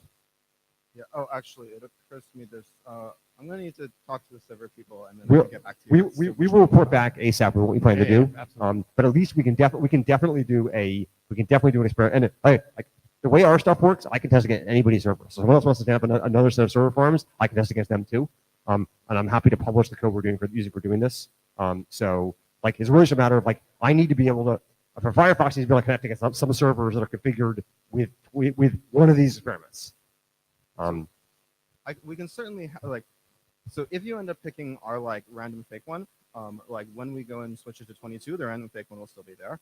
The question is, I'm not sure exactly when 22 will show up. Okay. It might be order of a week or like a few weeks. Okay, so I let's need to check. we will report back to the list like either soon, either like this week or mid next week. What experience exactly we're going to do. We should be able to have something with 22 in a couple days. Actually, that'd be fantastic because then we wouldn't then Gmail would be out of the picture, and this would be much more like the data we've already done. So in that case, we'll do 22, yeah. Rich Sauce, so is the plan to do a last call after 22 comes out? Another one? Yes. So at the working group last, obviously we're going to confirm, we're going to kind of Yeah. do things, two things at once and confirm on the list that these changes are good, but we can do that at the working group last call. Also, I'd like to, I think after we get confirmation of Google's numbers, then do the last call. It's not going to materially affect anything, even if you make it just 1 week. It looks better. It feels better. Actually, Martin, I just realized you have to talk because we'll have to uplift 22 then. We want that. Okay. But if so go ahead, Nick. As long as 22 lands in boring SSL, we should probably be able to get it for Cloudflare in the next 2 weeks as well. Fantastic, because like the vast majority of our like R13 is like Cloudflare and Gmail. So if we had, I don't want to take a huge 1.3 regression in our numbers, but okay, great. So we'll work on that. Okay, that's it for TLS 1.3. I'm going to deal with details 1.3. Details 1.3 is up next. Is there any chance I can have that bottle of water? Okay. Thank you, everybody. Okay, this is joint work with Hannes and Nagendra. Nagendra was like last minute, couldn't make it. Hannes is over there. There are a modest number of changes since 01. I did this short record header thing, which I'm going to talk about. I'm going to talk about each of these things. Short record headers. I basically made it clear you could do an empty ACK, which you sometimes need in cases where you're receiving, like, say you receive the server's encrypted extensions, but you don't receive the server hello. Like, you'd like to be able to shortcut the round trip time. And I reintroduced key updates because now that you have ACKs, the key update works really well. Next slide. So we had a long discussion about how to make the record header short back in Prague, and I sort of took home that like we hadn't really managed to optimize as well as we could. And Martin and I went back and workshopped it a bit, and so we figured out how to improve things quite a bit, I think. Basically, the idea is that there are actually two new header formats. One of which is basically just a trimmed down version of the original header format, and one of which is like actually like super compressed. And the point and the key difference between them is, do they have a length field, and so can you pack more than one in a record, more than one in a UDP datagram. And so this is the first one, which is basically just like the existing record format, except that like I took 64 bits and crammed it down to 32, and I did that by basically making the sequence number 30 bits long and the epoch 2 bits long, and otherwise is exactly like the current format. So Martin Thompson, I realize I haven't asked you this question before. Is the reason that the sequence number is much longer in this form because you want a larger sequence number space? Is this your fallback? Yeah, that's why, basically, because it's either that or variance. Yeah. And because I conclude, yeah, exactly. This is just like wherever you use details 1.2 text, you use this. And because you do version negotiation first, you know exactly what you're getting by the time you see this value. So it's very straightforward. Next slide. Now the fancy one is, this is basically Martin's, which is basically you take the epoch in the sequence and you pack them into a single into a single 2-byte word, with the epoch being 1 bit and the sequence being the remaining 12. This has some restrictions, which is why it's not the basic format. First of all, you can only use it with one RTT data because the epoch bit is too short to let you basically determine which of the multiple epochs that are in play during 0RTT work. That's part of why the other one's got 2 bits instead of 1. And the other is that you can only use it when you have one record bracket because there's no length, so you can't figure out how long the value is. But it's 2-byte overhead, so it's much better. And by the way, like, if you work it out, you can demux. There's a rule for how to demux, but basically the bottom line is that no matter what, because these values always fall in the 32 to 63 range, and the content type otherwise application, you can always figure out which one it is. So it works fine. Yeah, Martin Thompson, the draft that talks about demarcs puts turn channels, I think. Oh no, this is it. This is the turn channels are separate to this, aren't they? Yeah. No, Yeah. this is already fits in the DTLS. This is already in range. the safe DTLS range. That's thanks to you. David. So I think this is fine, but you did mention that you know what you're expecting because you've picked the version at this point. Is that actually true if the server hello got reordered with an encrypted packet? Well, you can't process that anyway, right? Right, but you want to drop it on the floor cleanly and not accidentally think it is a server hello and be like, well, this was a garbage server hello. I'm going to break the connection now. Oh no, you won't think it's garbage server low. It also can't conflict with server low. You know that this is right because you set the high bit or something. You said bit number 3. So the point here is that server hello will be 22, and all the other encrypted stuff will be 23, and this will be between 32 and 63. Yeah. Okay. Next slide. So you need to so the one thing you'll notice is we used to be we used long ass values and they couldn't overflow, and so you didn't have things were simple. If you want to use short values, you have to deal with bit values being short, and so basically you need to be able to reconstruct the sequence number in the epoch from just the residue at the bottom. We're using the same algorithms as Quick uses, basically, which is the next sequence number. Basically what you do is you know the right hand side of the sequence number, and then the left hand side is uncertain to within basically, it could be one up or one down effectively of what the previous left hand side you perceived. And so what you do is you basically use the full sequence number that would get you closest to the thing you expected to receive next. So that works fine. That's what Quick does. The epoch, basically what you do is if the lower bits of the epoch match, you just decrypt right away. If the higher bits of the epoch match that lower bits of the epoch don't match, then basically you reconstruct the epoch for the next one up or the next one down, and then you look to see which sequence number will get you closest, and you take that. Actually, Martin's going to say in a second that you won't actually have to deal with this as badly if you take the key update patch that he wants. So, so this is a pretty simple rules. We don't have this implemented, but we think it'll work fine. And they've had the first one implementing Quick because we already did the Quick. Next slide. Right. Can you go forward one more? We got that. Okay. So right. So I pulled key update back. We had taken it out because we were doing anticipatory. We were looking at the epoch bit and going, oh, we'll go forward. But now you don't need that. The idea, and we're trying to avoid trial decryption. So basically, I pulled the key update back in, and right now we're just like TLS 1.3, which is you send the key update, and you change keys right away, and then you have a update requested or update not requested bit, and the other side has to respond, and the reliability is papered over by having the axe in the normal way. That's the way it currently is. Martin persuaded me after a conversation that I'd originally been right when I complained about this before, and I was wrong now, which is that it's not a good idea to start sending right away, because if you have reordering, then basically the receiver has some complicated algorithms for managing it. You have to do trial decryption, which is gross, or you have to start the packet, which well, eventually things will succeed, will not be great. So Martin's suggestion was that unlike TLS 1.3, you can't change the new key until you've received the key update's acknowledgement, because then you know the other side's ready for it. And then if you do that, then the other side also won't have to worry. And if you couple that with a rule that says you can only have one key update in flight, which you already have, the other side will unambiguously be able to determine which epoch things are from, and they won't have to do any nonsense that just reconstructs the sequence number the usual way. So I was sort of back and forth on this, but I concluded this is the right answer. So I'm going to propose to change the document to say that instead of this, what it currently says.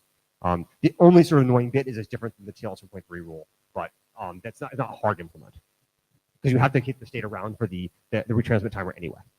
Yeah. So Martin Thompson had a poke at trying to implement this and ran into problems with timers. So it's not necessarily perfect because in the test that I was running, I still had the handshake related timers running, and overlapping those with trying to do a key update was a little tricky. Well, that'll be true either way, right? That's going to be true either way. I think that's just sitting down and thinking it through and working it out. I spent 10 minutes on it. Yeah, I think. I mean, the bottom line is details only do have one timer, and this has more timers. Right. This should work fine. Yeah, I think it will as well. Is my expectation. I'm going to make this change unless anybody objects, and then also simplify that block reconstruction code. Okay. Back one more slide. Right. So this is like, I think should be non-controversial. There are cases where you can't decrypt part of the flight. So say you get SH, say SH and E are sent, right?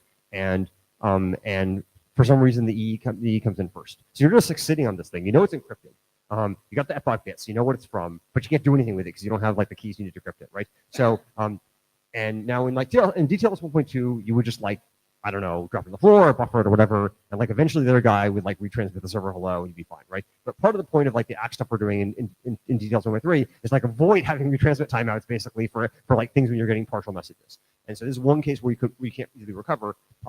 And so right now, in what version 2, or what previous version, whatever it was, this case just fell back to the retransmit timer. But what I changed this time is in this case you send an empty ACK, which is now permitted because like it's just a matter of changing the floor to like 0 instead of 1. And then the other side doesn't need to change its logic at all. The other side's logic is the same logic, which is whenever you get an ACK, basically, if you haven't retransmitted recently, you retransmit right away with everything you're missing. And so this causes the other side to retransmit the whole flight. There's no way around that because you can't partially ACK things you have encrypted, otherwise you get deadlock. So this shortcuts the retransmit timer, so it's better than nothing. And it's basically the only thing you can do in this cases. And given the retransmit timers are quite long, it's actually a pretty big optimization. So Martin Thompson, there's one thing that just thinking about this one. There is a possibility that the other side didn't pick TLS 1.3 when you received that message. And that's probably only in the case where there's a clear text message coming back. You mean he's sending you? So, no, because there's no. The client could send the second half of its client hello potentially, or so. I don't. So okay, let's work this through. Yeah. From when it's the client when you're applying this rule on the client, there's no problem because there's no way to get EE. There's no way to get EE without already knowing your 1.3 mode basically. There's no way of getting an encrypted packet, period. Yeah, exactly. Basically, right. Yeah. But if it's a clear text packet that say the second half of a server hello, which would be a bit weird because that you should acknowledge. Even if you don't have. Oh yeah, so you're right. So you're right. You can't until you know you're doing 1.3, you can't send acknowledgements at all. Right. You should be a little careful about that. Yes. But I think that's almost never going to be the case. Almost never. Yeah. There's a few corner cases that we're going to have to be a little bit careful about. Yeah.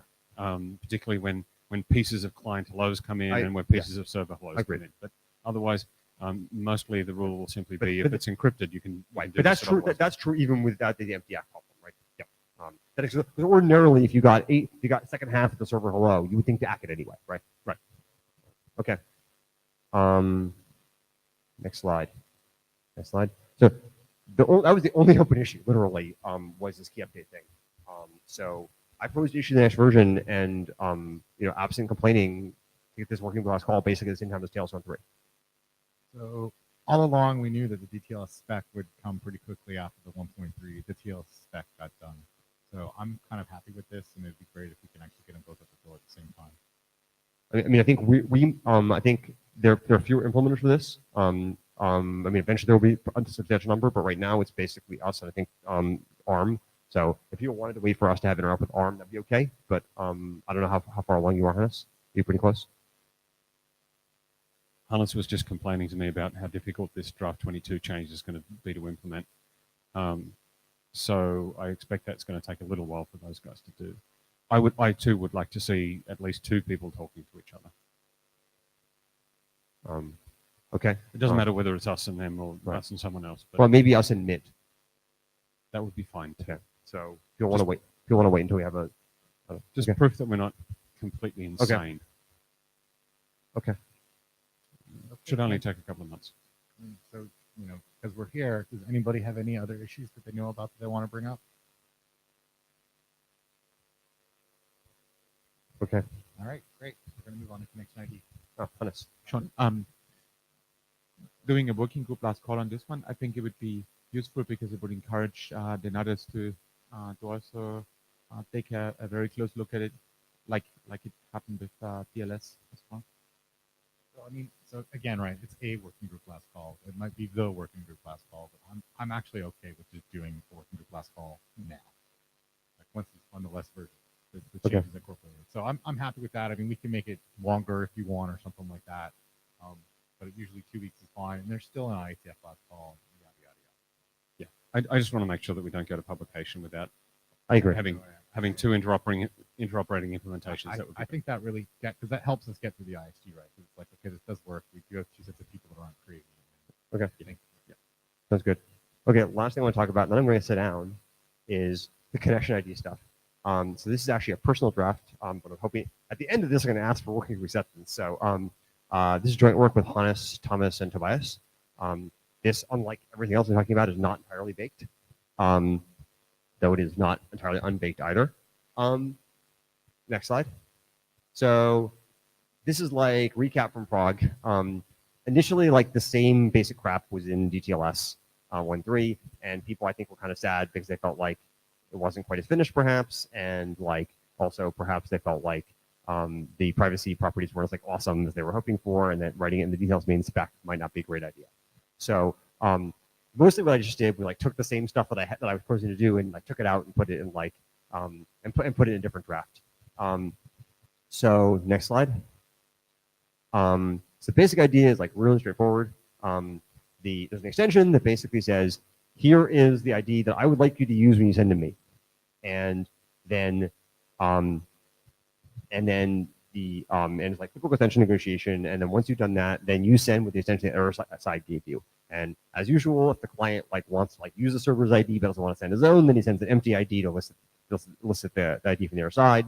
Because that's the way negotiation works. And so you can always say, I have like a zero length ID, which is what you do if you like if you want to send with one but not receive with one. The important, they're not framed on the wire. And this is going to be a point of like some controversy in a minute. So just FYI. Next slide.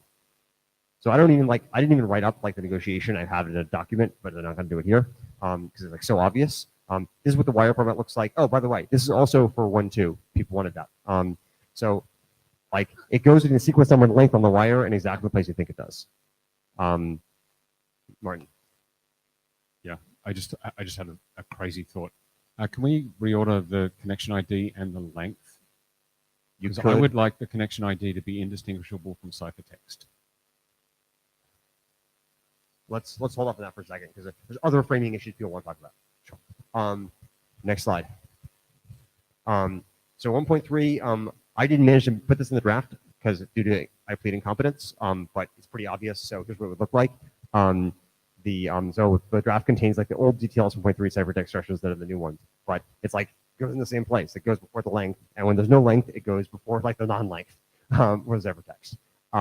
So it's like pretty obvious. Next slide. So one thing that people noted was that like this got a privacy problem, and you don't want to like have the same connection ID like in perpetuity. And as I think I mentioned repeatedly, like much to sort of my personal embarrassment, after spending like a crap ton of time trying to figure out how to like do, privacy preserving connection IDs, like I gave up and concluded that I didn't know how to do them, and that the best we knew how to do was like give people, an opportunity to say, here is like a new connection ID, please use this one. And since they're delivered under encryption, like maybe if you like knew you were changing your IP address, you could change IDs. Like, and I freely admit this is like not good. So I hacked this thing up, and it looks like this, which is basically the message called new connection ID, and it says, please now use this connection ID. Like here's a new connection ID you could use, and it has two semantics that are indicated by this like enum. And the semantics are either throw away all your existing connection IDs and use this one now, or here's one you might want to use in the future if you felt like it. So just when we had lunch yesterday, there was some confusion about this. So I'll try to walk through it in a minute. The idea is that I might want to give you 5 connection IDs in case you want to change, because I know you're going to change IP addresses, but I don't know when. And so what I do in that case is I give you one in the start of the connection, and I give you 4 more with the spare marking here, and that means just add them to your pool. And then and then say say my connection IDs, like I'm using self-encrypted connection IDs, and so I decide to roll over my connection ID ticket, right? My connection ID encryption key. Then what I want to do is I want you to flush and stop using all the old ones, like I'm throwing away the key, right? And so then I send you like one connection ID with like the immediate bit set, which is like throw away all the other ones, and then I send you 4 more with the spare bit set. So like this is not like ideal. And like I'm starting to think as I was having lunch with people that maybe it'd be better to make this an array in here, and then you wouldn't have to sort of send a pile of them. Because then you would have to like sort the message numbers. You still have to sort them a little bit, by the way, because otherwise multiple things might come in. But I'm not like sure this is the best mechanism, so I'm not friendly amendments would be accepted. Yeah, Martin Thompson, I think the potential for having to sort by message ID is gross. We have to do it anyway because the immediate bit means. Oh right, yes, of course you have to because you have. Yeah, all right. So I don't know. Again, like I guess my view of the state of this document is I'm going to, as I said at the end of this, ask for working acceptance, and one of the things I'm going to ask for, and I assume people are going to want to screw with some of the mechanisms here. So I'm presenting this, but I'm not like saying this like a final form thing. Yeah, I think we can iterate on this. This is just it's just rearranging the bits around. Exactly. Okay, next slide. So there's a bunch of open issues people raised in privately on the list. But the biggest one is, do we need a way to tell if a connection ID is present? And so the idea here is you might have a server which will allow you to use which would like you to use a connection ID, but doesn't enforce it. And so now you might be getting messages like from clients which didn't know about connection ID and clients which did, and now you have to figure out which ones it is. And like, I assert you can do this with some hackiness, but I think the people I talk to are kind of sad about it. So I know my co-authors are going to want to talk about this topic, though I propose you don't talk about this topic until after we've decided whether to accept the draft or not, because there's no point in like iterating on it if we just hate the whole concept. The second topic that came up, actually all these things basically I propose we like defer to after we decide if we want to accept or not. The second thing that came up was, do we need to allow connection ID update for TLS 1.2? And I know, like I sort of been taking the attitude that I'm working on 1.3 and I don't care about 1.2, but I know other people don't feel that way, so we may have to sort of like live with that. The last point that came up, and this is, I'm sort of embarrassed to say that I knew about this because I worked on it for Quick, but somehow forgot it when I did this work, is that if you just like have the record sequence number advancing one at a time, you get cross connection ID leakage. And so you need to change that. You need to like basically re-randomize the sequence number when you start sending. Technically speaking, you could just re-randomize unilaterally when you changed. That is not, however, ideal because it screws up the anti-replay mechanisms. Because when you get a new message, so you get a new CID, you know you know that the sequence numbers were randomized. But the question is, where's the left edge of the replay window? And you don't know because you just got something like maybe in the middle of a flight, right? And so it'd be nice to be able to compute where the next edge of the replay window is. That the good news is we have this technique in Quick where basically you just essentially basically at the beginning of the connection you just establish a shared key that you use for basically to compute the gaps between the connection ID sequence numbers, and we can just hoist that right into here. So as I say, I'm sort of embarrassed because like I think I designed that and I somehow forgot about it. So these are all pretty modest. None of these are existential for like the existence of this document or not. So next slide. So I guess like my question is, are there any existential issues with this document that would stop us from adopting it? If so, I'd like to hear about them. And if not, I'd like to ask for adoption.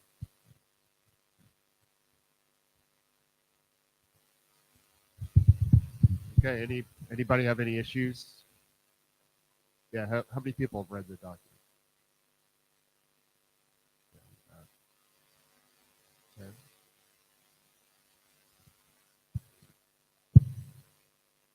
Yeah, okay.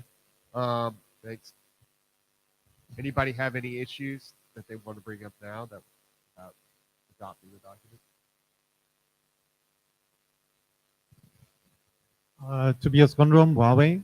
So not an issue with adopting. I would have an issue if you wouldn't adopt it. And that is, I have literally millions of IoT devices out there that have trouble behind an app. Okay. So this is a very live, real issue at this moment, and I hope we can fix it somehow. Thank you. Okay, anybody object to adopting this document? Yeah, sure. We're going to do a hum. If you are in favor of adopting this document, please hum. If you are not in favor of adopting this document, please hum. Okay. Do we have time to cover the one open issue that I wanted to talk about, or shall I get off the page? Okay. Go on. Can I just show you the next slides if you'll know what I want to talk about? Right. Think about this on a resident list real soon. Oh, yeah. We're going to adopt the document. I'll put the approval in so it's ready to go. All right, Nick, you're up.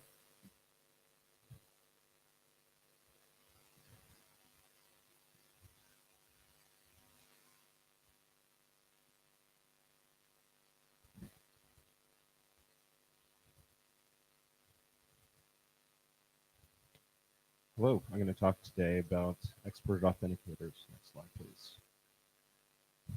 So TLS exported authenticators is a draft that's meant to solve a specific problem, which is that some application layer protocols, they need additional certificates, whether it's from the client side, post-handshake authentication in TLS 1.3 is a little bit awkward and optional, and perhaps in some scenarios, given a TLS connection, you might want additional server certificates.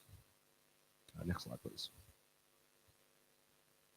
Exported authenticators is a way to allow TLS library to export a piece of data that allows you to bind an additional certificate to the existing connection.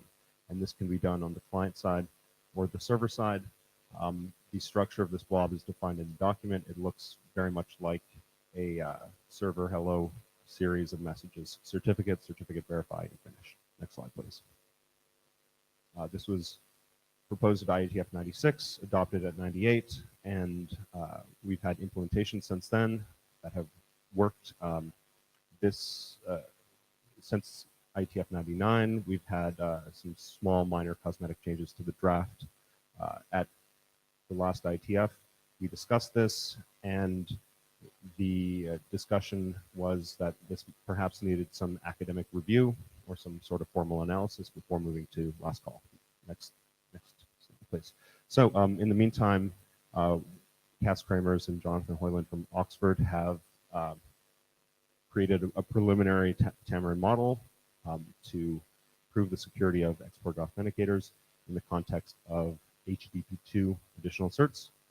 There's some promising results for this. Next slide, please. But in recent discussions, there is a little bit of duplicated logic or undefined logic in the draft. Right now, as written, it requires the application layer to select certificates and to select the extensions that go into the certificate. Furthermore, there's no real binding between requests and responses other than the context. So the logic for selecting certificates and selecting extensions already exists in TLS. There's a construct called the certificate request. And certificates in TLS 1.3 are bound to the request. Next slide, please. So with exported authenticators, we came up with a proposed change to the draft, which is a new exported request. Essentially, this looks exactly like a certificate request object. And it will be incorporated into the exported authenticator in that the signature will cover this exported request, if present. Next slide, please. Yep. So that's basically where we are with exported authenticators. There's a PR with comments up on this, and want to raise this, see if there's any questions. Nick, is the formal model with Tamarin, is that available somewhere, or is it sort of like, did they post it? Not yet. I updated Cass and Jonathan with the new proposed changes, and so they're working on adopting their model to this new proposed change. And once they have that, it should be posted. Cool, thanks. Yeah, so Martin Thompson, one of the reasons why I proposed the change was that in looking at this, there was a number of parameters that were feeding into the hopper. that sort of determined what certificate was being chosen by the other side, and none of those were under a hash, and that made me a little nervous, to say the least. And this actually works out really well from an API perspective, because it means that if you do implement this inside your TLS stack and you're reusing all of the machinery for certificate request, certificate verify, all that sort of stuff, this naturally fits neatly within that model. And you can put the signature algorithm negotiation, you can have that separate, independent from the stuff that's in the handshake. It just seems to work out really neatly. So I like the change. Right. So this change was recent. It was this week. So maybe we want to see if anybody has read it or if anybody else has any thoughts for or against this change. What he said. Anybody against this change? Has anybody read it? Oh, I got one. I got two. That's a yes. All right, cool. So, I mean, Mike, that was one of the driving use cases was from your former employer. I think. So, I think what we should do is, well, I mean, we'll obviously take it to the list. Do you have a time frame for when you think that the TAMRM results will, be closer to the final? I don't have an explicit timeline, but they seem to be close, and the new changes, from what I heard, did not seem to constitute a big challenge. Okay, excellent. Cool. So let's we'll obviously take it to the list. I can work with you to draft up a message to make sure we get it driven home so we can get it up. All right. Okay. Thank you. So it's also to be noted that HTTP has considered putting on the list, adopting the additional certificates draft, which depends on this document. So, so there's a dependency there.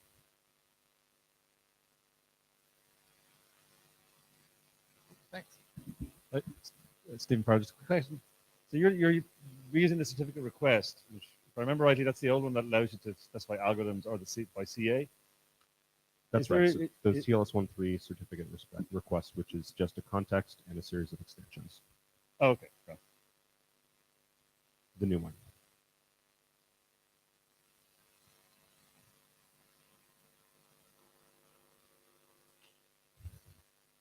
All right, no chair hat on.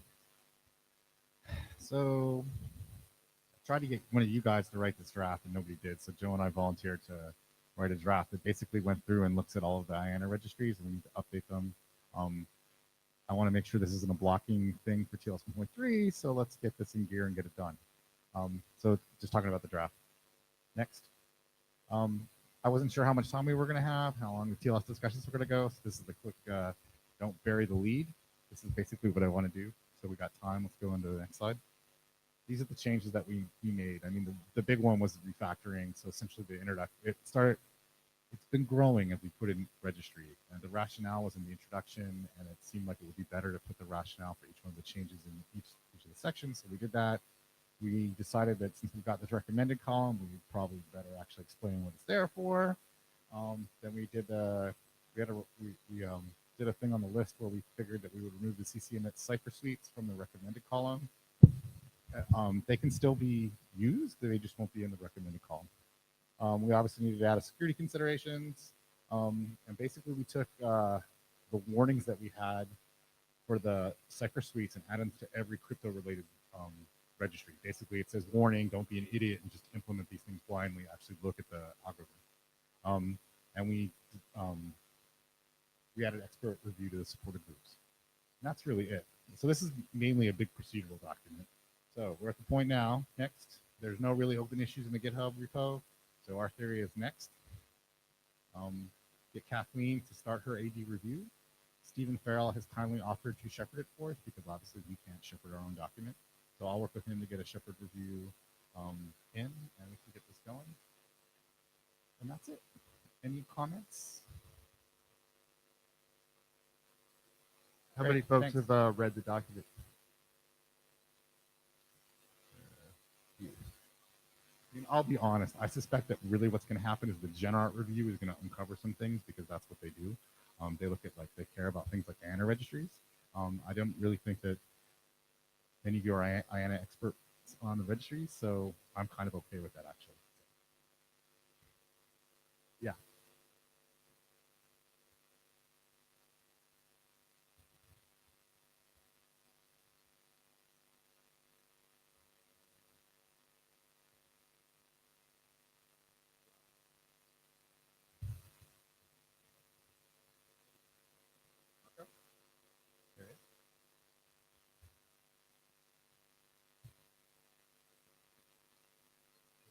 We do have some time, so you don't have to fly through these in 10 minutes. Hello, Marco Pilka, I6. I'm going to present the client hello extension against an IO service, and this is intended both for TLS and DTLS, both 1.2 and 1.3. So the problem is that servers are vulnerable to the IO service attack against a handshake, essentially with an adversary that can repeatedly send client hello messages, triggering the server to react in the first place, perform processing, handshake up to given steps, bringing the server to full state open with several half-open sessions. And the cookie exchange complicates the attack performance to some extent, but it is oriented only to non-on-path adversaries. So of course the server is still exposed to on-path adversaries, ranging from adversaries able to at least read and inject messages, for instance, echoing client hellos intercepted before, leveraging that is spoofing possibly, up to adversaries, in addition, able to stop traffic, most likely from legitimate clients, and still hold state open on the server at a later stage. Of course, the specific attack impact is strictly dependent on the specific protocol version and the specific use case establishment mode. And this is particularly impactful on constrained IoT devices relying on DTLS and low power and lossy networks. Our goal was to essentially consider also how to counteract on-path adversaries, and we are essentially proposing a client hello extension intended, as I said, for both TLS, DTLS 1.2, 1.3, including an opaque handshake token, including basically announce and the MAC completed over the announce. The handshake token is built up by a trust anchoring a trust relation with the server and provided to a client that requests trust anchor in the first place to establish a handshake with the server. Then practically the server has to check the handshake token to be fresh and its MAC to be valid. And in case it continues the handshake, otherwise it aborts it immediately. Yeah, some more detail on the protocol. The server is associated with one TA only, and they share a long-term key, KM, that is then used by the TA to generate the handshake token essentially. Well, the TA can be associated in principle to multiple servers that have to be registered in advance on the TA, and for each handle server, the TA as a pair with counter ZS initialized to 0 upon server registration, and that is used to build the handshake token as to content itself and MAC computation, of course. The TA receives requests from client interested in establishing a session with the server and has to verify that that client is authorized to proceed with the handshake with that server in the first place. And this verification process is out of scope for this document, but can occur locally on the very same TA or out of evidence provided by the client to the TA that the client has obtained beforehand. And of course, communication with the TA, I mean, between the client and the TA must be secure. The specific means are out of scope of this document. While, as we'll see, there's no additional communication needed between TA and server. Yeah, this is just a graphical overview. So you start from TA and that's sharing the long-term key KM. The client requests the TA to establish handshake with server S. The TA generates the handshake token provided to the client on their secure channel. Then the client starts the handshake with the client hello, including also the TLS protection extension, including in turn the handshake token. The server verifies it in case of success, the handshake continues as it is supposed to, otherwise it's immediately aborted.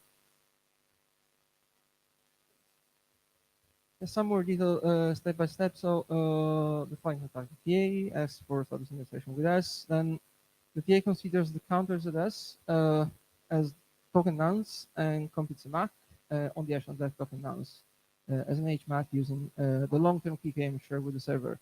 It builds the handshake token, simply concatenating token nonce and MAC, provides the handshake token to the client, and then implements the counter associated to that server. The token is opaque to the client, so the only semantics you need is agreed between the TA and the server actually. Then the client simply prepares the client flow it intends to use to start the handshake with the server, including also the US protection extension among the other extensions in the client flow, and simply starts the handshake. Then the server receives the client flow, it has to check that the DOS protection extension is fresh using the token nonce, including the extension itself. It has to recompute the MAC and check it against the convened one. And if the match is negative, it has to abort the handshake immediately. Otherwise, it will just continue as it is supposed to according to the specific protocol and version. Yeah, in the document, we cover some additional points. As the session resumption, this extension is not strictly needed for session resumption, actually, because given the existence of the session already, the server is perfectly able to assert client's validity. And even possible replays of client hello sent for resumption can be handled by means of other mechanisms like client hello recording. But TLS-12 states that at least clients are supposed to prepare client hello messages sent for resumption, including all extensions that they would include if they were starting a new session. So if you want to be kind of compliant with this, and this is so important, we consider the TA can provide a client the handshake token I talked about before, plus a limited number of resumption tokens built up according to the same logic essentially to be used by the client in case of session resumption. And just for the sake, in the end, to be compliant with that statement in 1546.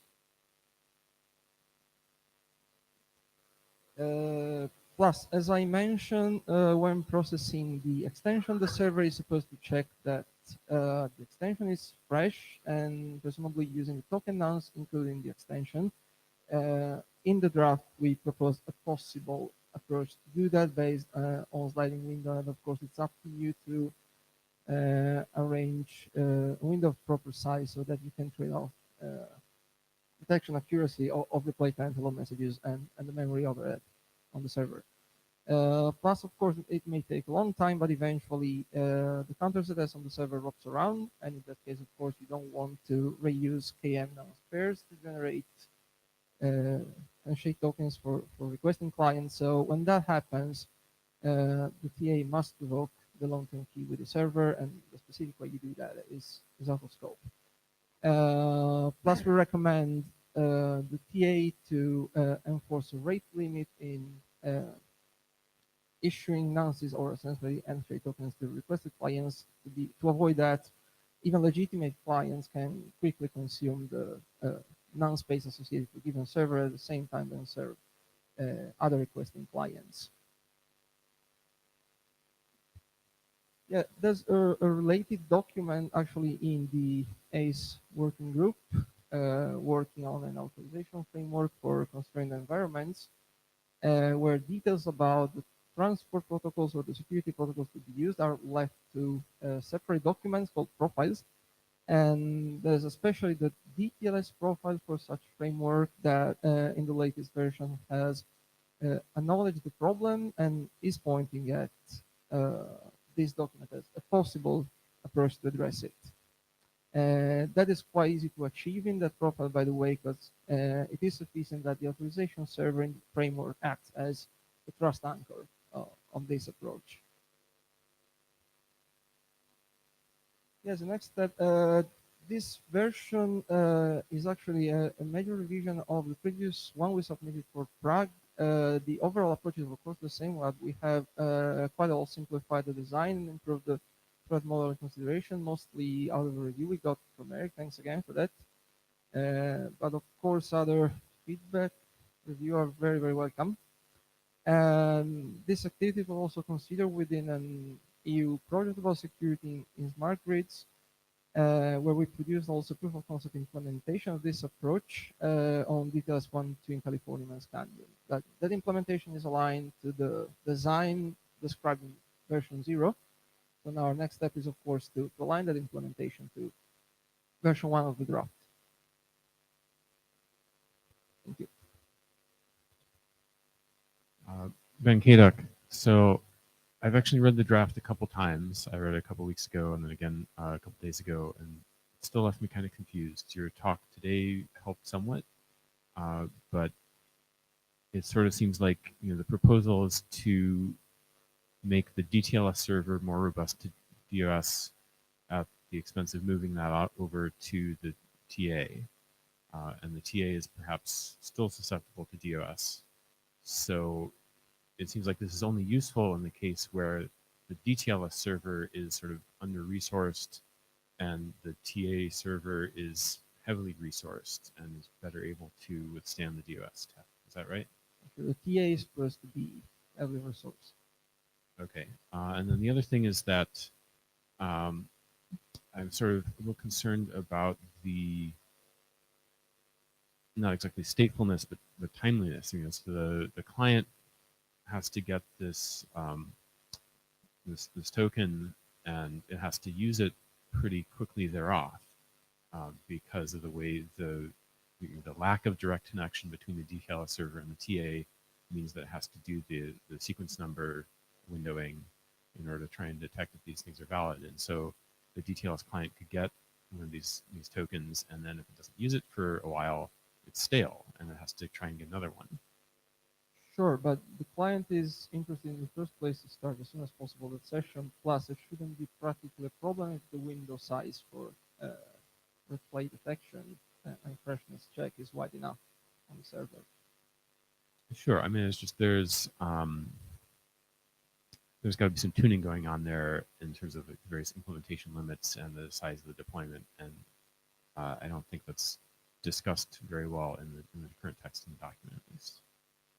Thanks.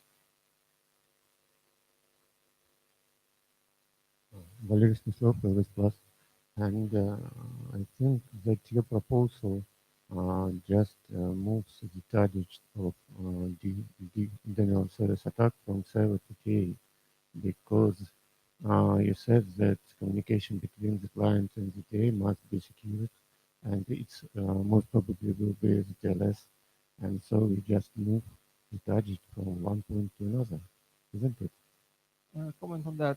You can go for alternative techniques than TLS or DTLS that might have other kind of protection against that. But if you go even for TLS or DTLS between client and TA, I find it more reasonable to well protect relatively few well resourceful TA rather than whatever devices can act as server deployed in several higher numbers.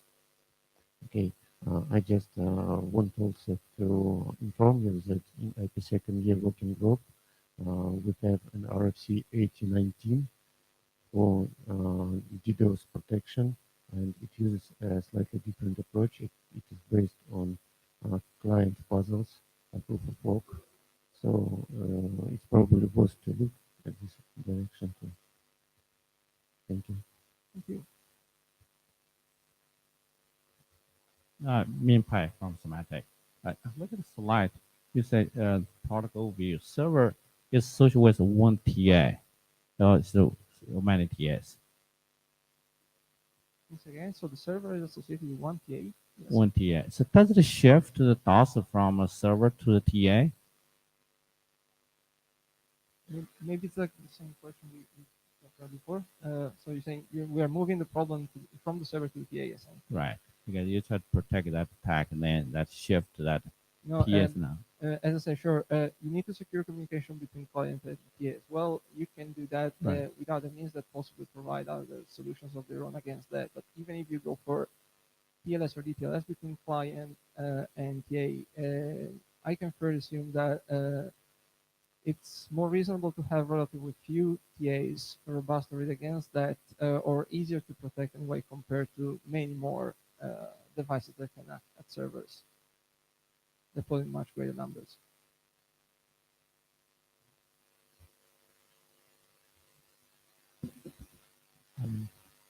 This is Hannes. So far we had a DOS mechanism added to DTLS already to previous version, and it still exists today with 1.3. And I haven't heard any complaints that it doesn't work, it doesn't fulfill its purpose. So I'm curious whether we are sort of maybe solving a problem that hasn't been out there yet. Did you notice any deficiency with this DDoS mechanism? Compared to cookie exchange? Like it there's addresses its own path of there's the cookie exchange. You do it also. So in difference to in the old DTLS version, you had to add this hello retry request, hello verify request, depending on which version of TLS, and it basically does a return rootability check. It also has a cookie mechanism, which is a useful thing if you to avoid reflection attacks, and also to delay the state allocation and doing heavy computation, which is pretty good in some sense. So did you encounter any problems with that mechanism without actually having to add anything beyond that? No, it's just that the cookie exchange is limited to non-on-path adversaries. So it's not covering on-path adversaries. Say that again? Cookie exchange does not cover on-path adversaries. That's the limitation we're trying to do here.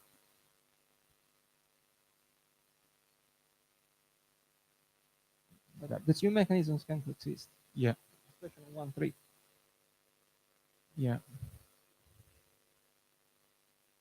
So you as the other speaker said, you basically move the protection then from the DOS vulnerability to the server and to the DOS vulnerability to another node, because that will also be on path, presumably. If the secure channel between client and TA is based on TLS and DTLS, yes. And I find it reasonable to do that, because it's reasonable to me to have relatively few TAs quite robust against that, rather than many more even constrained servers. But it sounds like you're sort of reducing a DOS attack against a distributed infrastructure to a DOS vulnerability against a small number of nodes. That sounds also somewhat tricky, but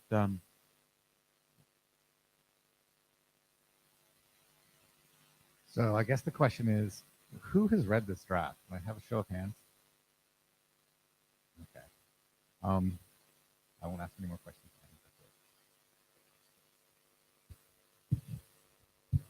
All right, now we're up for TLS and TLS.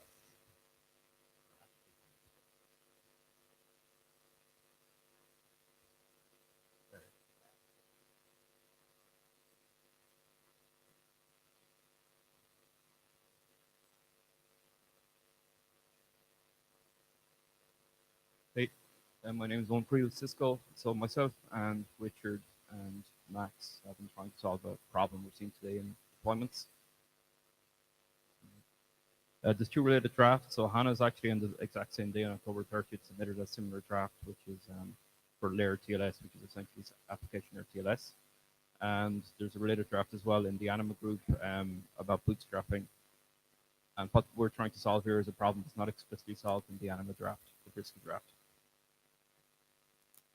So our motivation is, this is what we're seeing today. It's a device bootstrap problem we see when customers deploy some of our endpoints and our collaboration endpoints specifically, but some of our endpoints, they unbox the network, they unbox the box, power it up for the first time on a network. There's a TLS terminating middle box between the device and our Cisco cloud, and the device is dead in the water. It doesn't trust the middle box. It has no way of connecting to our cloud, and what we're trying to solve is that problem. The device can't do TLS validation as it doesn't get trusted private CA root on the middle box. So how do we bootstrap? Next slide. There's a few different ways of doing it. The first one is expensive and involves manual configuration. There's a few different ways of doing it. The first thing we could do is we could put operator-specific configuration installed in the device prior to shipping it. So when it leaves the factory, we know where it's going. We put specific configuration on the device. that it will trust the middle box. The second one is the operator disables TLS termination on the middle box to let our device connect to the cloud. That doesn't really work as well. And the third one is the operator has to manually install private CA routes on the device prior to first-time usage. So mechanisms 2 and 3 is what we're currently doing today in our customer networks. No one's happy with that. The operators think it's too expensive, it's too time-consuming. What we're proposing to do is work around this via device logic. So what we want to do is establish an application layer tunnel over the middle box to establish a secure connection to the cloud and download the information from the clouds to enable the device to bootstrap on a secure network. The device could simply download the middle box process information using that channel and then fall back to standard network layer TLS. There's multiple different ways to establish an application layer encrypted channel. We could define something using JOS or JWE, JWT. We could define an encapsulation using noise, or we could just reuse the TLS stack and exchange TLS records with the application layer. Our design goal is to do this as simply as possible, as few lines of code as possible on the client and as few lines of code as possible on the server. Our rationale is the device already calls the TLS stack APIs at the network layer. Why not just get the device to call those stack APIs twice? And the second time it calls, it just tunnel that information over the application. Next. So what we're proposing to do is transport the TLS packets inside an HTTP. And transport full flights of TLS records into message bodies. The reason why we're doing this, it's the lowest common denominator. It's the greatest chance of traversing middle boxes, greatest chance of traversing HTTP proxies, and the greatest chance to get to a cloud. That's the real reason why we want to do it, the lowest common denominator. The application or TLS service is just addressed using standard HTTPS URIs. It's most suited to applications that look like HTTP. And as I say, what we're trying to do is just use this purely for bootstrap and then fall back as soon as possible. Next slide. So the architecture is pretty simple. We've this built and functioning using OpenSSL C. We've proven it out using Java JSC as well. What we've seen is the standard TLS stacks all support unplugging the network layer, and we call the top level TLS stack APIs, and at the bottom it throws out full TLS flights. And then you can transport those TLS flights over whatever transport you want, and we're proposing just transporting it over HTTP. The application architecture is pretty simple. You can see it there in the bottom. The application essentially establishes two TLS sessions, one at the application layer, one at the transport layer. And for the application layer TLS session, it just extracts the bytes from the bottom of the TLS stack and shoves it over HTTP transport to traverse the middle box. Next. So there's loads of discussion points here. The most obvious one is turtles all the way down. So we're doing an application layer encryption over the transport layer, and what is preventing middle boxes from trying to intercept that and block it? Well, that same question is equally applicable for any end-to-end application crypto. Whether using noise, if you define something using Jose and JWE, it's the same principle applies. What's preventing a middle box and intercepting that, seeing that, hey, this looks like encrypted traffic, I'm going to block it. So it turns out from talking to some of the middle box vendors, most middle boxes don't do that because the chances are they break many things. What we're intending doing is just using application layer TLS for the handshake, and then falling back to maybe, or using key exporting and encrypted key encoding. Don't necessarily need to do that. So one of the questions you need to ask is, you just use application layer TLS for the 2 round trips for the handshake, then fall back to different mechanisms, or you could just transport all your application data inside the TLS tunnel all the time. Transport reliability, HTTP messages can get lost. You could just transport TLS records inside the handshake, and that is somewhat mitigated by just using ATLS for the initial handshake, then falling back after your first 2 flights. The transport reliability isn't such a problem then either. And why not use HTTP Connect tunnels? That isn't going to work reliably in all scenarios. We have deployments where we have HTTP proxies in front of TLS terminating middle boxes, so your endpoint is going to have to do a connect anyway. And then once it does the connect, it's going to hit the middle box, and TLS virtualization is going to fail then too. And then if you try to do a second connect on top of that connect, well, that's really horrible from the client perspective. It means you have to deploy a reverse proxy in front of your service and handle connect there, and it will also break middle boxes. Middle boxes won't be able to handle that. And finally, for server to client signaling, you can upgrade to WebSocket if necessary. Server to client signaling becomes less important as well if you just use this for the initial handshake for the first two OTPs. Okay, that's it. Hi, Derek Scorla. I think people behind me have opinions, but usually I don't. I have a question. What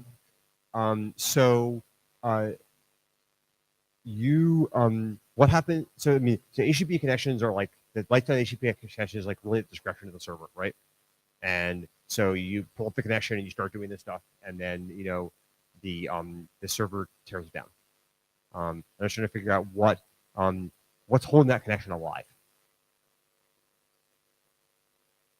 Oh, so you mean how do you do TLS session tracking?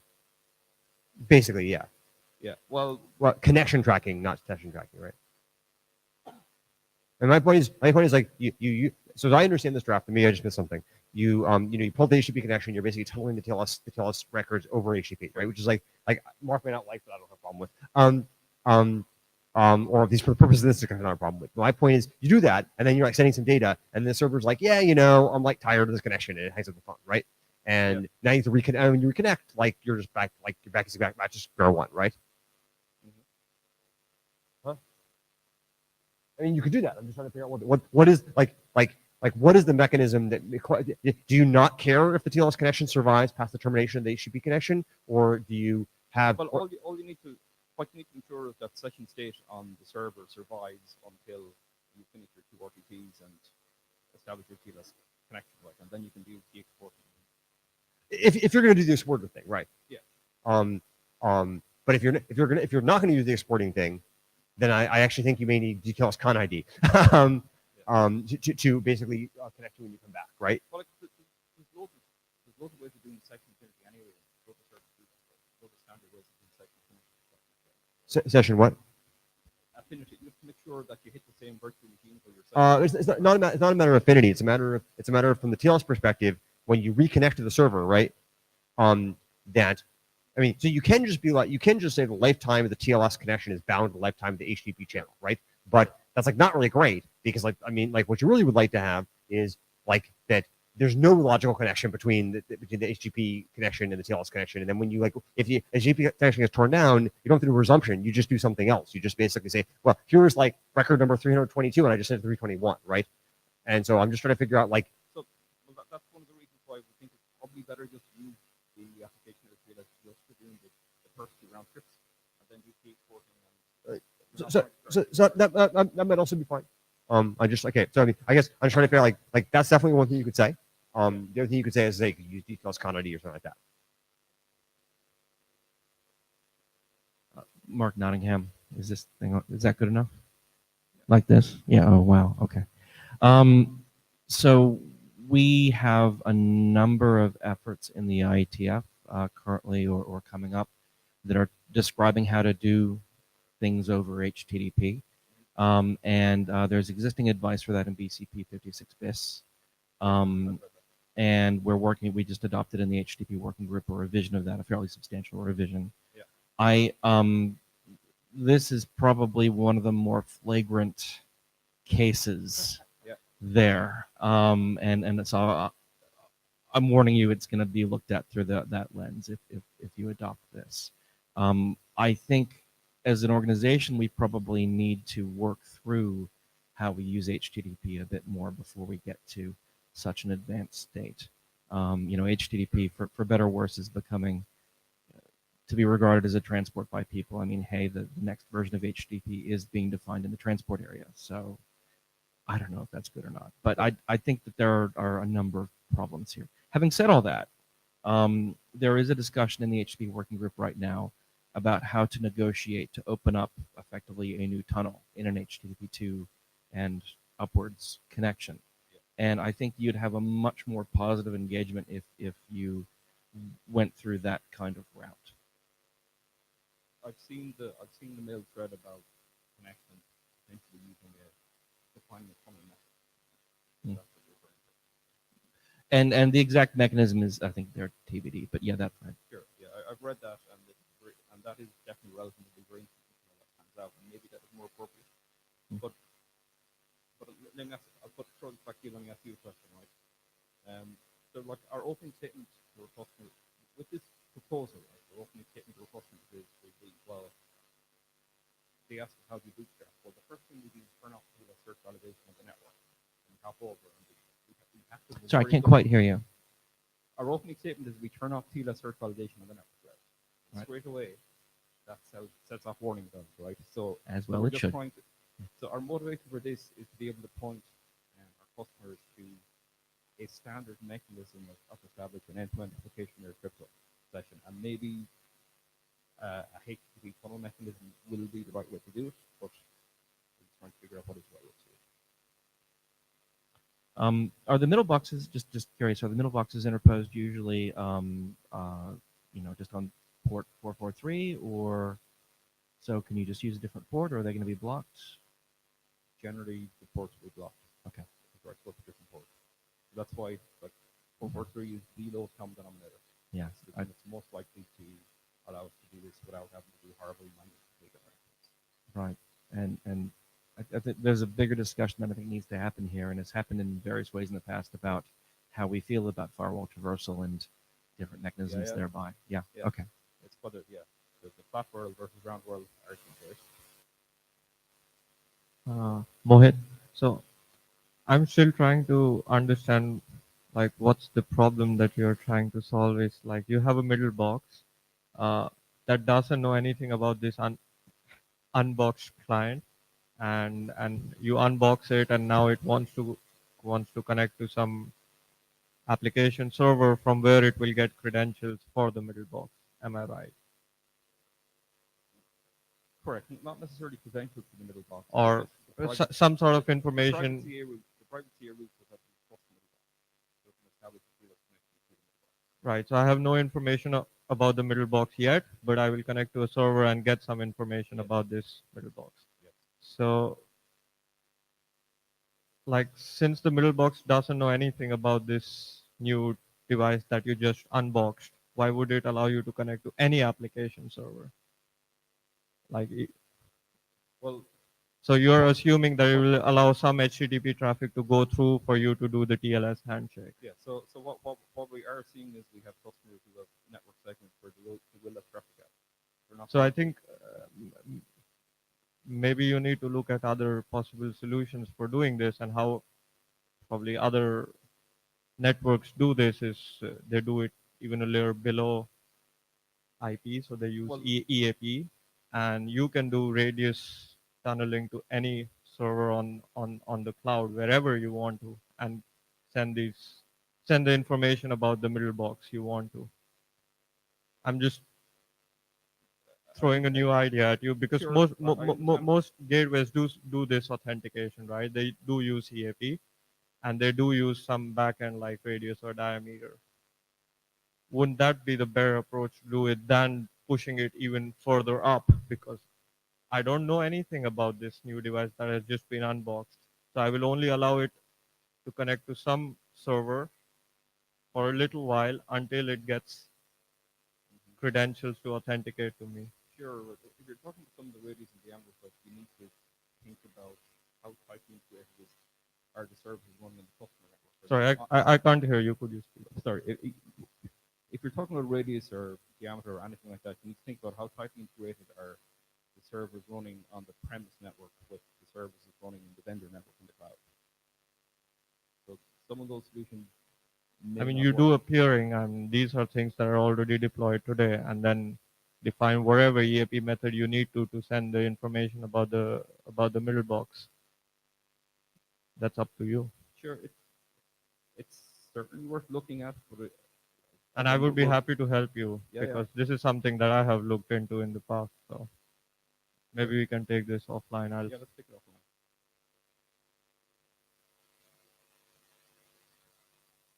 Also, another offer of help if it's helpful.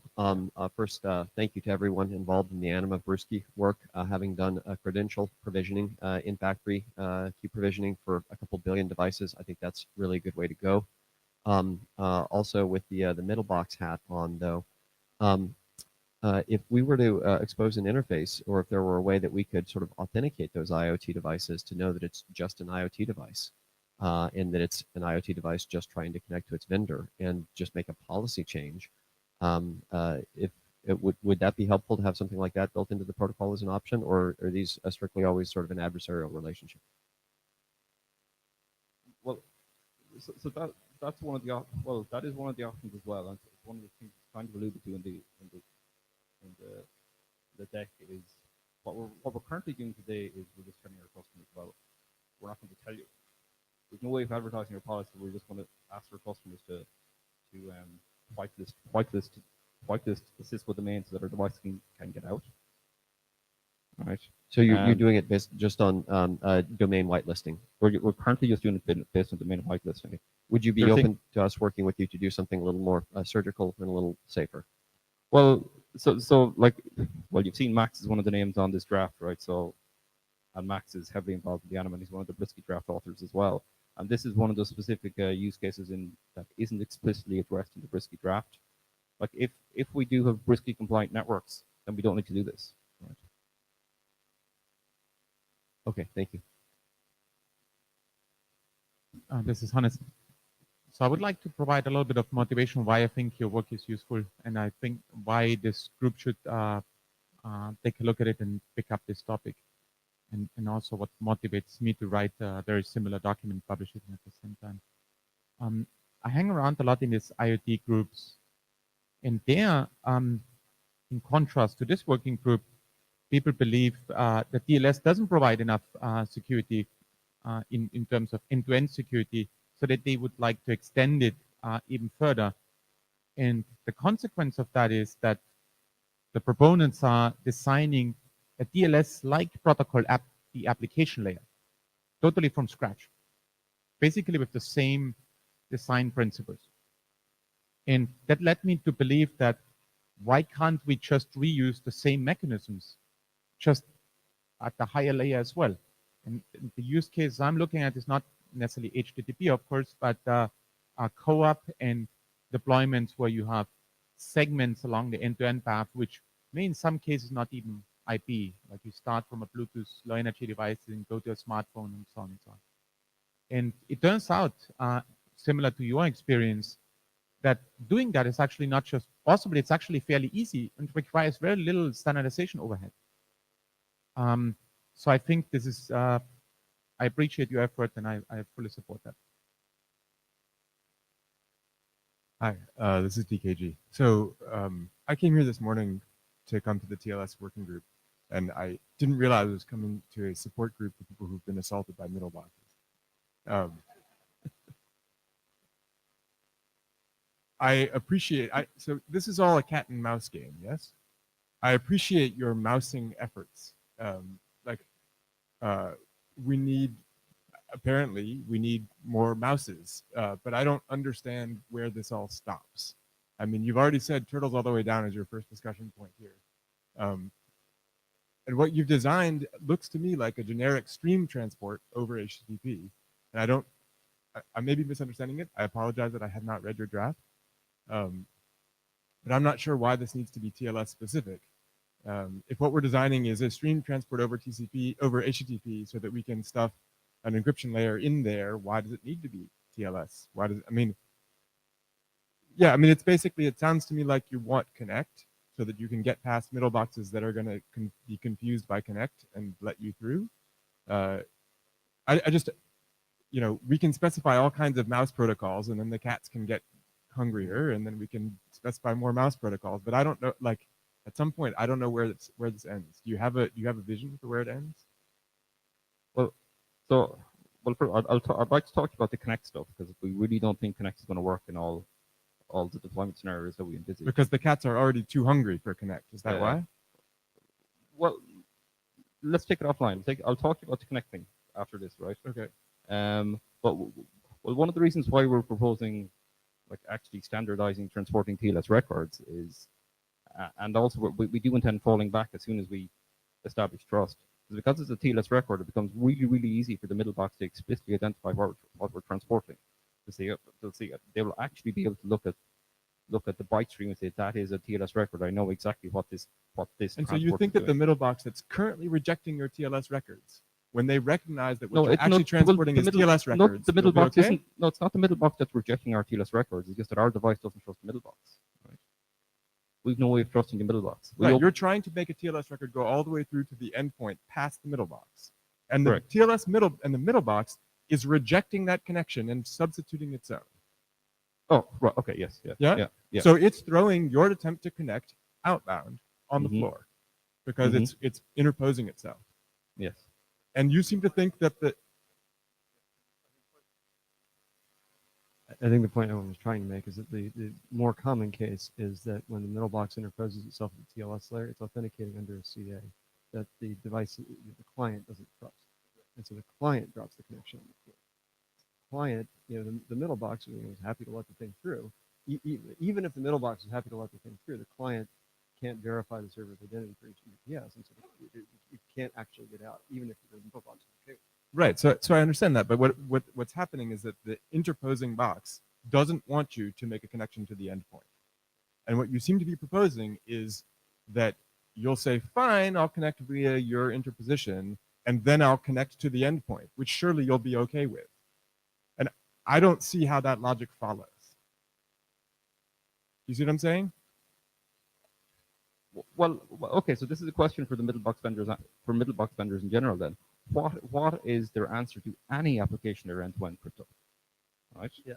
I mean, there's a variety of answers to that question depending on how big of an asshole you want to be. Like, you could go the full like obstruxy, like we can obscure this as much as we want, and ultimately they're going to be the cats are going to be in a losing position because of the halting probably or something. So I think the more conciliatory answer that gives me some hope is that in the kind of stages of grief that we're going through here in the support group, this is actually kind of the acceptance stage of grief. Like we are trying to be okay with the middle boxes. But I think Brian in his presentation last night at the patient off talked a lot about how clients need to be able to trust things and adapt their posture. This is about adapting the posture for the network you're in, at least in this use case that Owen's articulated. So that's what gives me some hope that they're because this is designed to make lives easier for both the middle boxes and the devices that are behind them. There may be some possibility of data tolerance. You have near formerly a middle box vendor. There's a reason that the middle box is decrypting the traffic. It's not because decrypting traffic is fun, but because the middle box wants to get to inspect the content. Mm-hmm. And then if you go and make the content cryptic, well, the first rule of firewall is supposed to enforce policy. And if it cannot understand what's trying to go through, this is weird, and weird, you drop. So by doing this extra layer of TLS or any other kind of crypto, you're marking your traffic as weird and making it so that the middle box is going to drop it, unless the middle box has a specific rule to get this particular traffic to go through, and then you don't need to decrypt it. Like in a business environment, if I bought a new Samsung fridge and the Samsung fridge wants to talk to some Samsung cloud for whatever reason, that's a potential attack. That's something that the middle box wants to get rid of. The middle box is there exactly to get rid of that stuff. Yeah, so I understand that. I know I've talked to middle box vendors, and we are a middle box vendor, so I've talked to our middle box group as well, right? And in general, if a middle box starts to drop any traffic it doesn't understand, that it thinks maybe this is encrypted and I don't know what this is, it's going to break too many applications. The middle boxes don't actually do that in live deployments. If it's a byte stream it doesn't understand and it thinks maybe this is encrypted data, it's going to, and it drops that, it'll just break everything.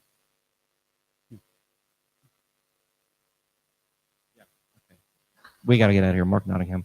I really like the points that DKG brought up in that this feels like a tactical response to a problem in that you can't get through current middle boxes, and so this is how you would engineer to fix that problem, and that's fine.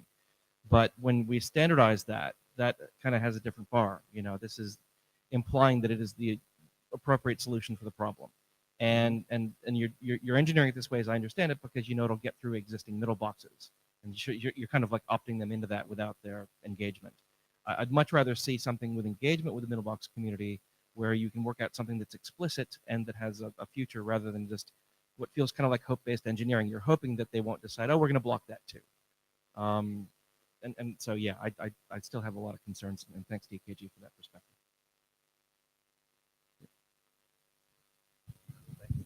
All right, so just so everybody's clear, we're not going to have a working group adoption call in this draft. There's obviously more discussion needs to happen. Do that. I have no problem using the TLS to do that. A gentle reminder, you need to go. There's a thing in here, so thank you for your time, but please expedite leaving the room.